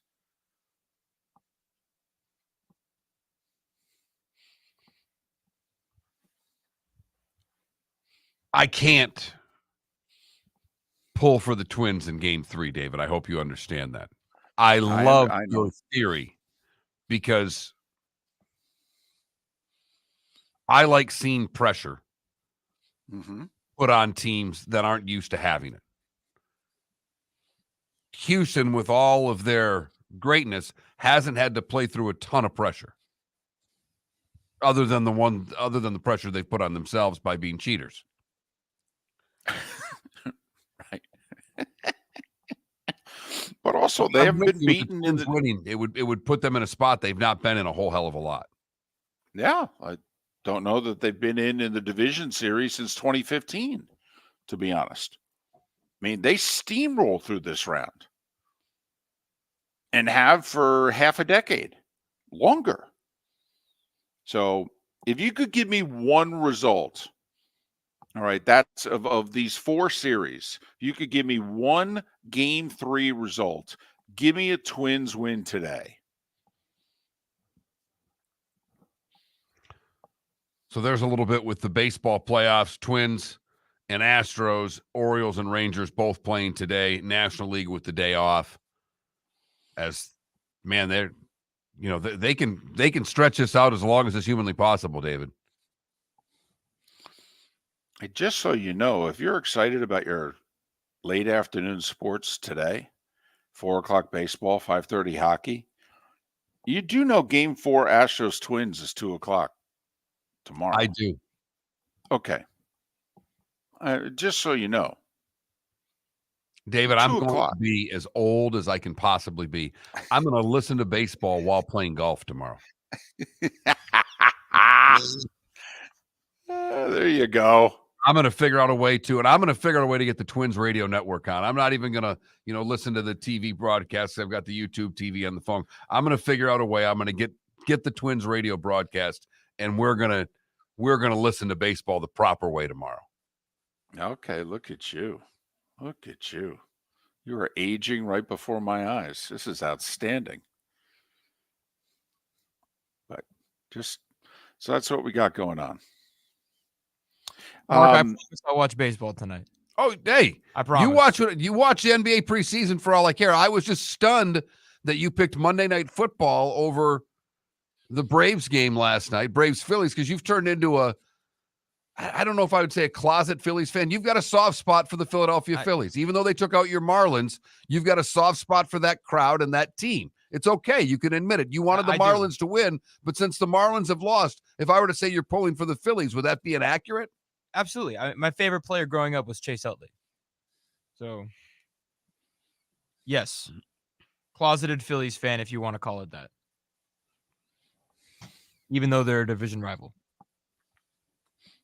See, he had his Chase Utley. I had Michael Jack Schmidt. See, look at the both of you having a soft spot for the Philadelphia Phillies, and they're in the same division as the teams you root for. That's tough to do. Philly, you have to go to their ballpark, by the way. They have really good food. I have. Right. I went one time when I was 11, and it was actually against the Marlins, and it was phenomenal. Beautiful, gorgeous ballpark. It is. Yep. Amazing. Yep. They have the Eagle Stadium, the Phillies ballpark, where the Sixers and Flyers play. They all share parking lots. That's got to be one of the biggest parking lots in America, by the way. Especially if they let you park where you want. But yeah. So I'm with you, Mark. I just hope, we didn't get a single Game 3 in a best of 3 in the wild card round. Can we get some drama and some tension? Looks like 2 of the 4 series we're not gonna. Can the Astros and Twins and Phillies and Braves give us some drama, some tension? A Game 5. Miller and Moulton, Florida Sports Network. Visit Jason and Todd at the Diamond District. Jason and Todd invite you to join them Saturday, October 7th and Sunday the 8th as Veraccio, one of America's top bridal designers, joins the Diamond District with their entire collection of stunning engagement and wedding rings. Veraccio has always been on the forefront of design, and during this event, they'll unveil their newest and much anticipated exclusive designer fashion jewelry collection. Jason and Todd are excited to meet you personally Saturday the 7th and Sunday the 8th. And with your purchase of any Veraccio jewelry priced at $2,500 or more, you'll receive a free pair of 1-carat total diamond weight stud earrings valued at $1,500. Jason and Todd are also offering 12 months interest-free financing. This event kicks off the fall season at the Diamond District in a big way. With your Veraccio purchase of $2,500 or more, you'll receive free 1-carat total diamond weight stud earrings. Jason and Todd look forward to meeting you and welcoming you to their Diamond District family. At the Diamond District. Hello, friends and family of Southwest Florida. Are you looking to tap into the electric vehicle market? Well, look no further, because we here at Southwest Florida Golf Carts have just what you need. E-bikes, golf carts, LSVs, scooters, and more. Come down and talk with one of our experienced sales reps, have a soda and a smile, and you could be cruising the streets in your new EV today. Stop by the store or visit our website at flgolfcarts.com and enter for a chance to win $100 off your next purchase by answering John's monthly sports question.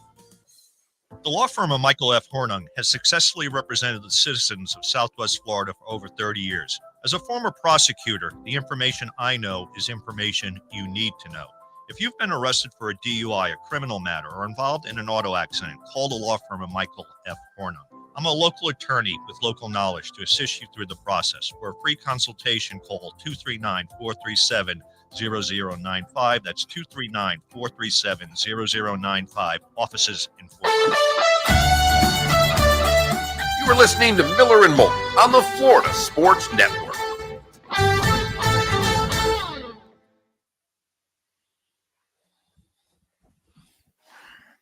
I thought I axed that one. My bad.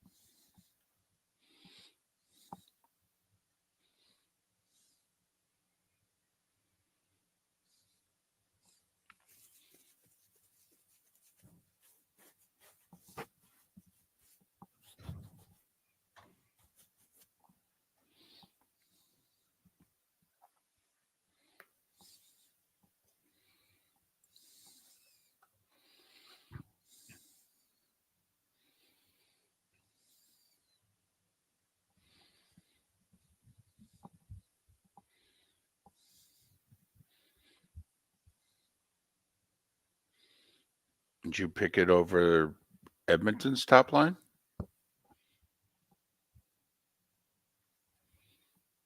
No. Draisaitl and this, what's his name? Connor. Connor McDaniel? No, McNuggets? McDavid. It's McNuggets. Connor McDavid. Yeah. Right. Come on. Stop it.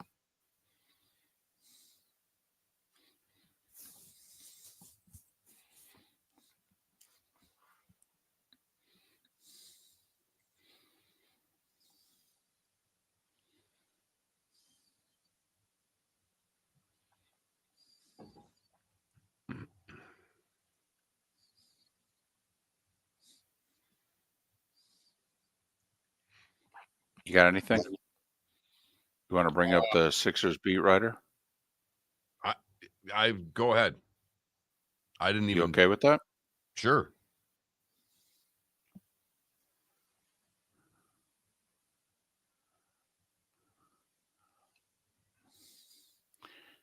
Kind of relief. I think Mark could be on the wing from McDavid and Draisaitl. It'd still be the best line in the league.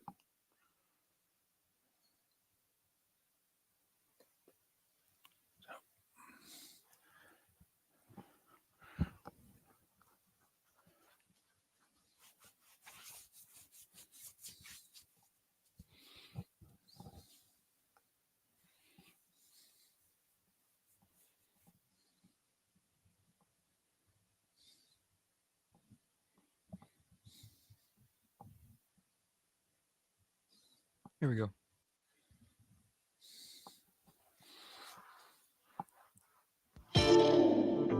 Welcome to the bonus hour, brought to you by Jason and Todd at the Diamond District. And now, here's Mark Miller and David Moulton. 21 minutes past the hour on the Diamond District bonus hour. Miller and Moulton, thanks so much for being with us. Good, bad, and ugly. What's on tap? Today was the day when. Some final thoughts and picks coming up in 20 minutes, roughly, thereabouts. So we've done a really good job, if I do say so myself, of keeping sports and politics separate from each other. Would have been very easy to go down that road. It probably would have made the show more successful, quite frankly, if we hadn't kept sports and politics separate. But we made that decision a long time ago. Our conclusion was you come to this show to, well, get away from that. And so that's why we do the show the way we do it. But the sports and political world crossed yesterday, Mark, in Philadelphia and in many other places. Pro sports teams and leagues have voiced their support for Israel after the terrorist attack by Hamas over the weekend. And one of the beat writers for the 76ers, his name's Jackson Frank, he had just been hired by Philly Voice. All right. And after the Sixers tweeted out, "We stand with the people of Israel and join them in mourning the hundreds of innocent lives lost to terrorism at the hands of Hamas." Okay. He tweeted out a response in which, well, he didn't agree. Okay. This post sucks. Vehemently disagreed. Right. This post sucks. Solidarity with Palestine always. Now, I don't want to get political, but I do think Palestine and Hamas are two totally different groups here. Hamas is a terrorist organization, and I think, separate from Palestine. But, some people don't make that distinction. That's the distinction that I make. Don't want to speak for Mark. But he was fired. By the way, the Philly Voice fired him. Said, yeah, you can't cover this team.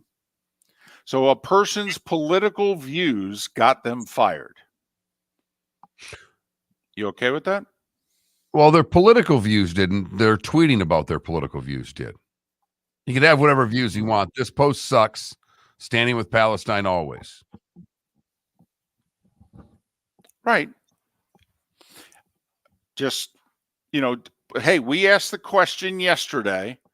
It was what Mario Cristobal did or didn't do Saturday night, a fireable offense. Okay. Do you think that tweet, Twix, whatever we're calling it, was a Yes. fireable offense. Yeah. Okay. And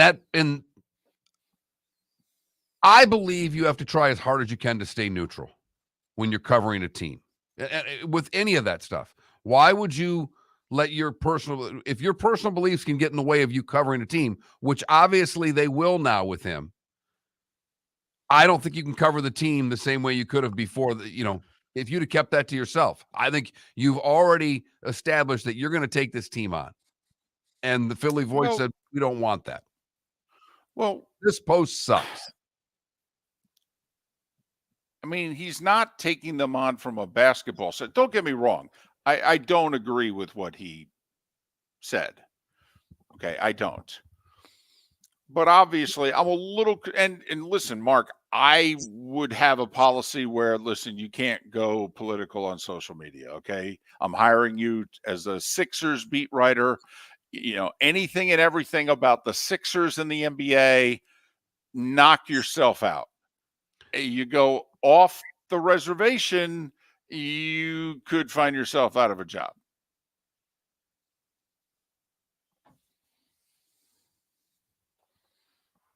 We stand with everyone who is absolutely outraged by the senseless attacks in Israel, by the loss of innocent lives and violence against civilians.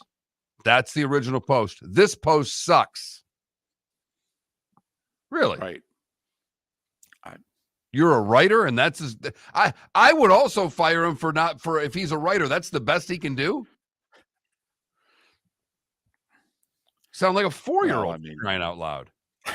I understand. I mean, I will say the Twitterverse is not necessarily the best way to judge someone's writing ability, but I hear you. Well, I might need a headline writer for him at the very least. Listen, I think what he did was stupid, and I do think it was irresponsible. Don't mix your personal views on the world. You're a Sixers beat writer here. Don't do it. Okay, and you are going to use that Twitter handle to promote your coverage of the Sixers. So don't tell me that it's separate. I could argue with you about, listen, his coverage of the Sixers is a basketball thing. His disagreement with management over world views is something totally different. And I could argue that he could keep his objectivity, etc. I also think it's a big middle finger to his bosses saying that he's taking them on.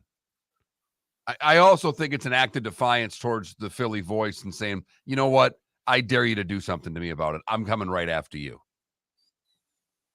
I don't think that's a guy I want working for me. Well, and he had just been hired too, because the guy who was the beat writer left only a few weeks ago. I mean, he's been on the job the proverbial hour and a half. So I just wanted to bring it up. It's mixing sports and politics. It's mixing your own personal views about something that is not your beat, but you brought it to your beat in some way, and should it cost you your career? Because I don't think this guy gets hired again to cover sports. Probably not. I mean, it's going to be tough, Right. What's your name? Oh, okay. On your resume. Oh, okay. You did this. You did this. Even if the interview goes well, once I go to Google, it's going to be like, okay, there's a problem. Yeah. And deleting your Twitter account after you're fired because of a tweet doesn't make it go away. Well, no. Also, I thought that you're stand behind what you said, right? Bingo. So now, not only are you an insubordinate, you're a gutless insubordinate.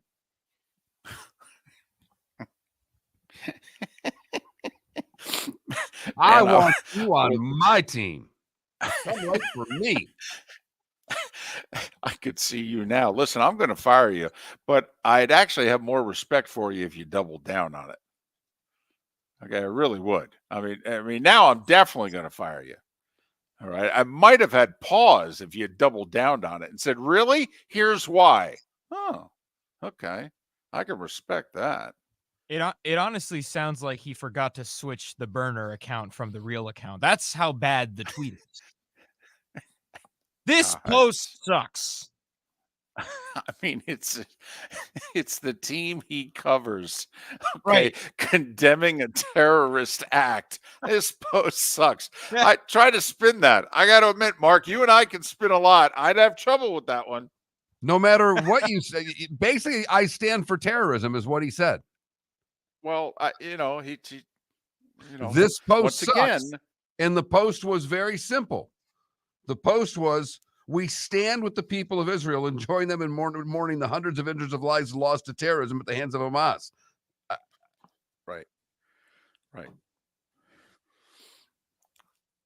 I also would say to him, you're equating Palestine with Hamas.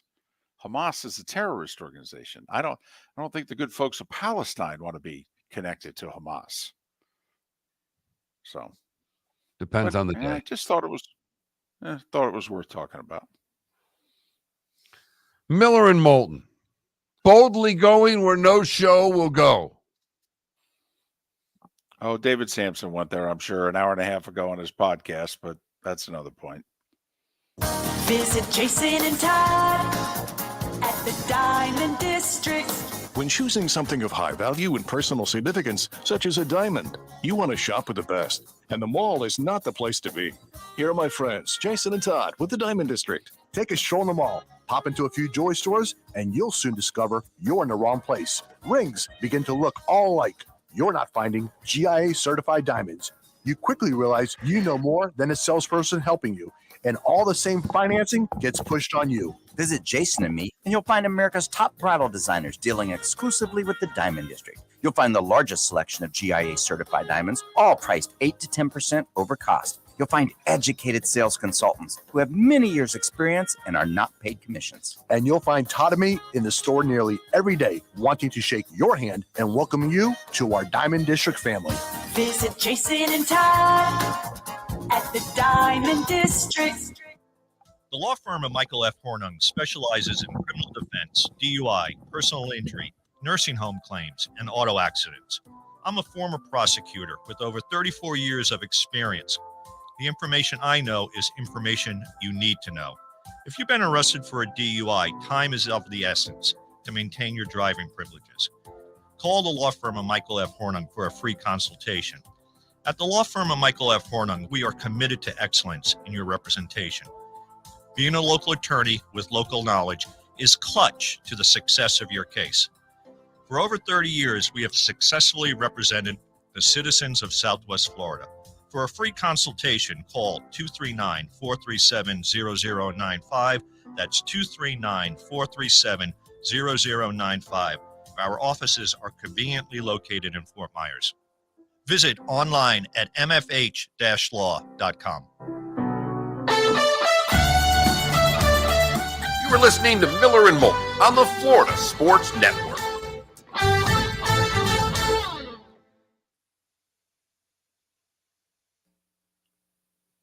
Did you guys see Matt Canada's reaction to the audible that Kenny Pickett called, which led to a touchdown? So everyone is celebrating in the booth, And he just calm as can be. Yeah, it didn't. Oh my God, the internet's having a field day with it. They're like, this isn't the HB dive for a loss of 3 yards that I called for.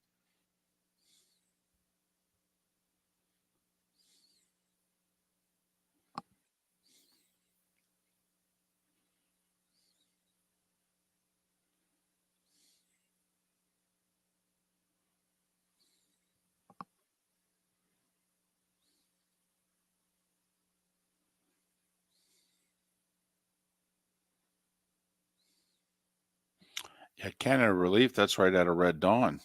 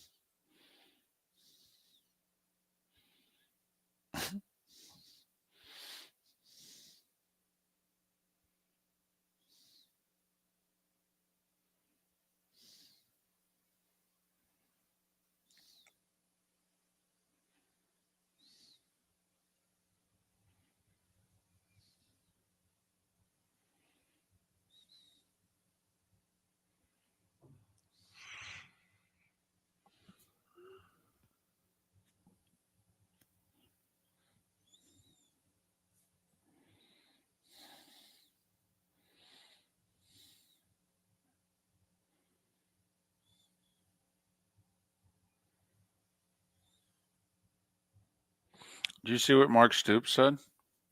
I did not. On his radio show about the loss to Georgia. Fans have the right to complain. I give it to them. I just encourage them to donate more because that's what those dudes are doing.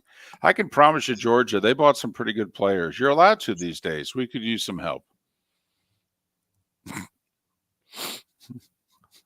I hadn't seen a guy in a while. It's a Sparty grad, older guy, really good guy that shot his age like 6,000 times. Came up to me yesterday, and he's talking back and forth. I said, "Hey, football team's got to start spending what the basketball team is on players.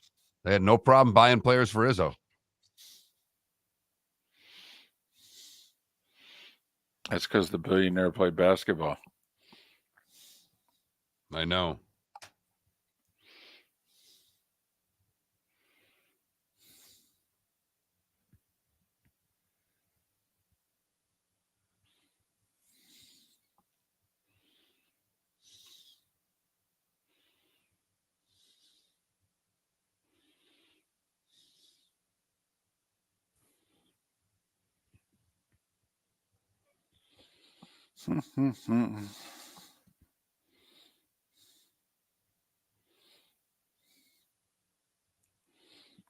So when you get beat, you blame NIL? I'm just wondering.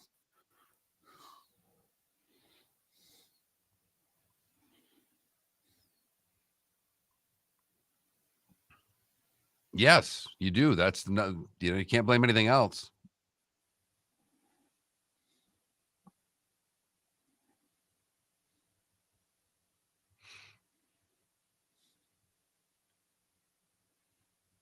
God, I need the Cowboys to lose to an inferior opponent again. Who do they play this week? At the Chargers. Home game for Dallas.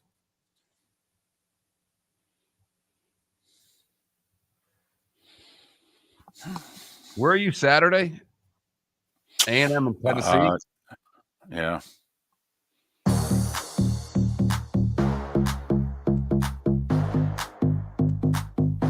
Welcome to the bonus hour, brought to you by Jason and Todd at the Diamond District. And now, here's Mark Miller and David Moulton. 22 minutes till the top of the hour, 16 until we're out of here. The Diamond District bonus hour edition of Miller and Moulton. 6 to 9 weekdays on the Florida Sports Network, 9 to 10 exclusively right here. Thanks to Jason and Todd at the Diamond District. My wife pulled a joke on me the other day because I looked at her. I said, "So what is it that you need? If I were to go see Jason and Todd, what is it that you want?" And she gave me the old, "I think I have everything I need," and then just started laughing.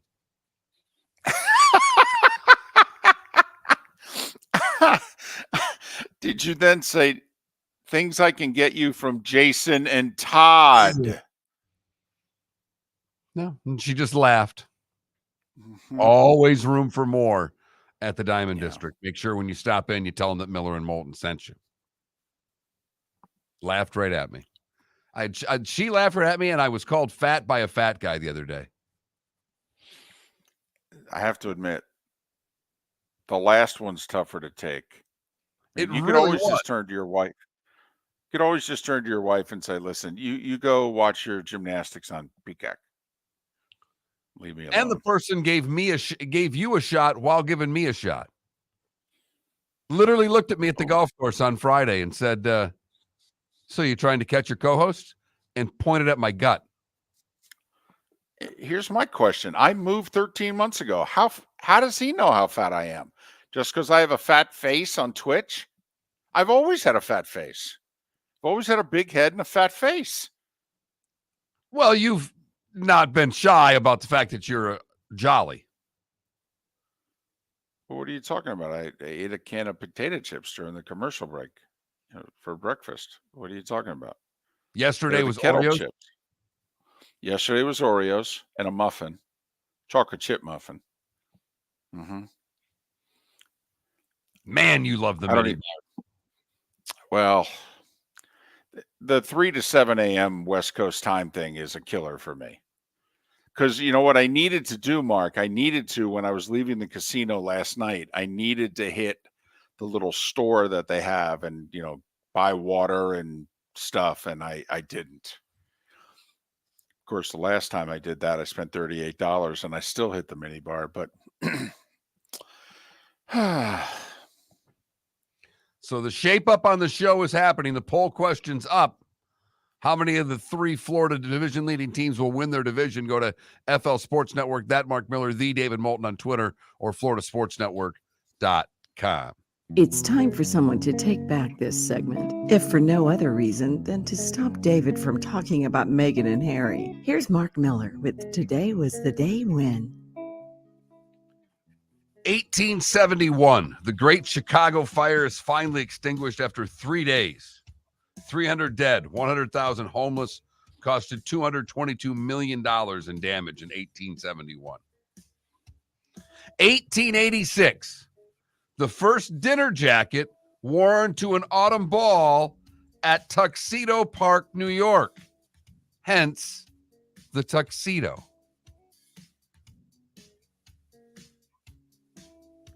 Today in 1920. I thought that was a little juicier than that. I thought you'd like that. Elmer Smith hits baseball's first ever World Series grand slam, and teammate Bill Wamgasis makes the first unassisted World Series triple play, both in Game 5 of the World Series. Today in 51, the Yankees go for a three-peat. Phil Rizzuto is your MVP. 56, the Yankees beat the Brooklyn Dodgers 9-spit in Game 7. Don Larson, your MVP. Today in 1963, From Russia with Love, the second Bond film, is released. Today in 66, the Beach Boys release Good Vibrations. Today in 68, Mickey Lolich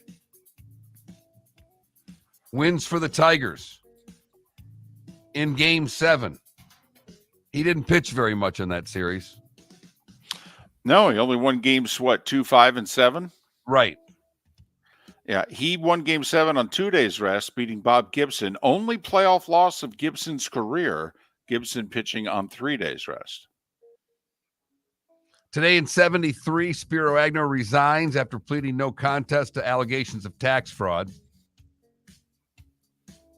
1976, Giants Stadium in East Rutherford, New Jersey opens. The Giants would lose to the Cowboys. Springsteen's 8th album, Tunnel of Love, released today in 87. And it was 5 years ago today that Hurricane Michael makes landfall at Mexico Beach in Florida. Thelonious Monk, Frank Stickwich, and John Prine all born today. David Lee Roth is 69. Brett Favre, 54. Mario Lopez, 50. Chris Pronger and Dale Earnhardt Jr. are 49. And Troy Tulowitzki's 39 years old today. What did I miss, David? A few things. The U.S. Naval Academy opened today in 1845. Did you have that? I did not. I know you had a couple things around that date, but I didn't think you had that at 1845. Mark, I mentioned this. Well, you'll know why I mentioned it. White Snake's Here I Go Again, number 1 today in 1987. Great video. Well, anytime you could, reference Tawny Katane without referencing Tawny Katane, you do so. And Christopher Reeve died 19 years ago today at the age of 52.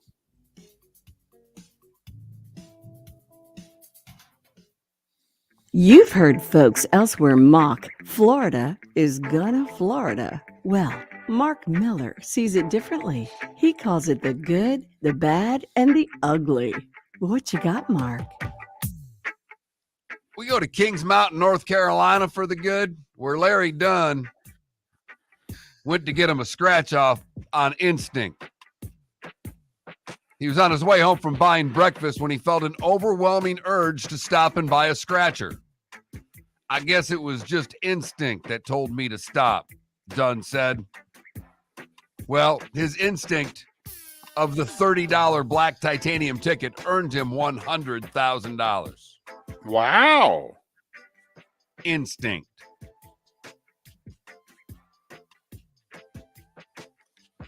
For the bad, we go to Fort Myers Beach,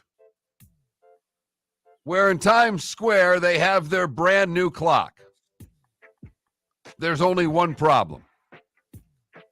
You see, 3 of the 4 sides have the correct time. The 4th side is 7 minutes fast.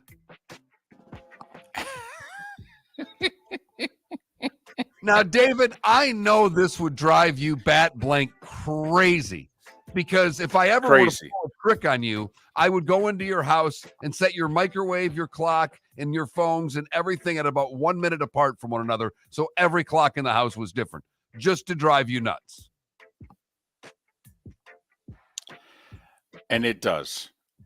And I mean, really does. Like, I will spend 20 minutes racing from, microwave to this to that, switching and making sure that they're only like 20 seconds apart. I can handle the one turning to 00, and then by the time you leave the room and go into the other room 10 seconds later, it turns to 00, but it can't be much longer than that.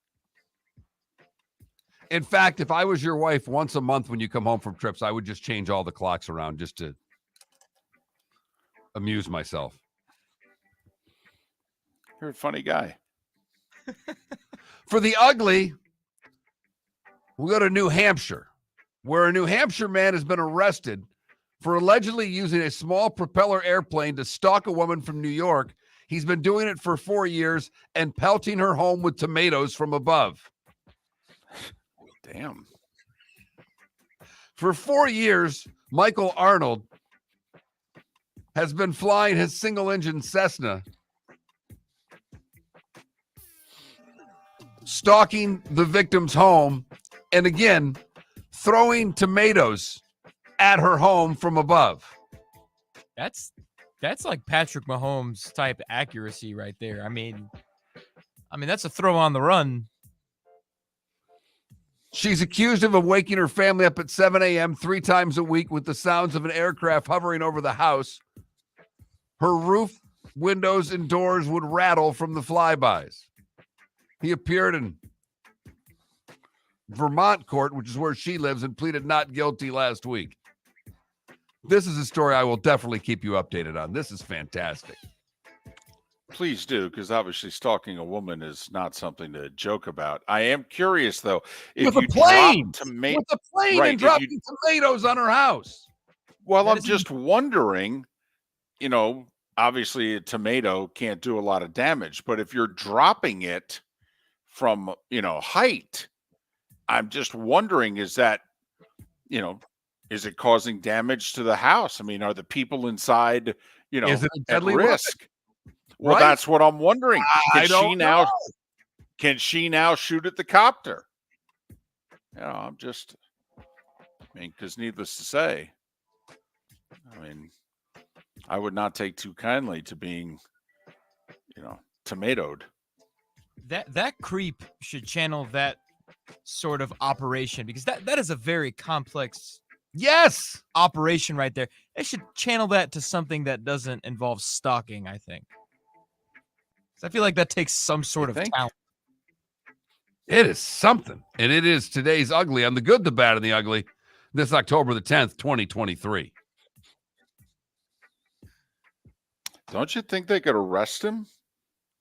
He kind of, 3 days a week. It seems like he's 7 a.m. Monday, Wednesday, Friday. Couldn't they? Yes, does seem that way. Like be there ready for him? Anyway. Well, listen, there is football tonight for those of you who just can't live without helmets and shoulder pads. It's a reach.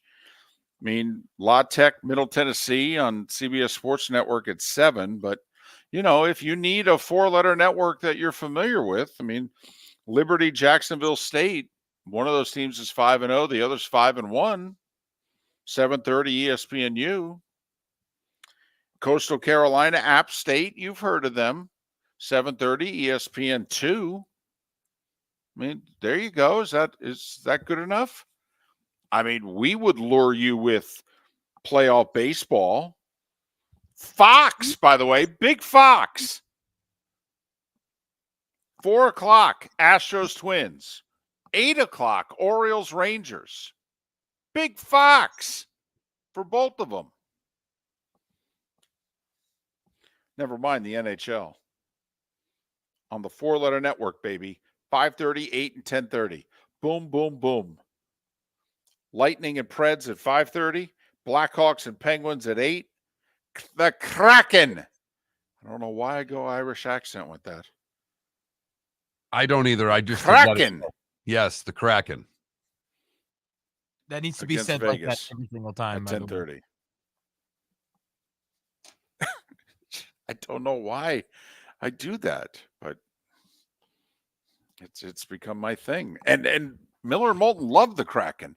We have T-shirts and everything. So I'm not making fun of them. We love them. I have gear from 2 teams that I wear. 2 pro teams. The Seattle Kraken and the Golden State Warriors. I think I need to invest in some new pro T-shirts. I'm willing to jump on your team's bandwagon. Just let me know what team that is.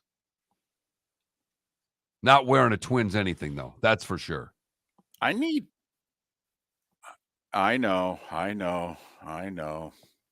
Won't even root for them against the cheaters. You'll root for the Astros over the Twins. Wow. I will. That's unbelievable. Now, I could understand if it's game 5 and Verlander's pitching, your fondness for Verlander. That I would get.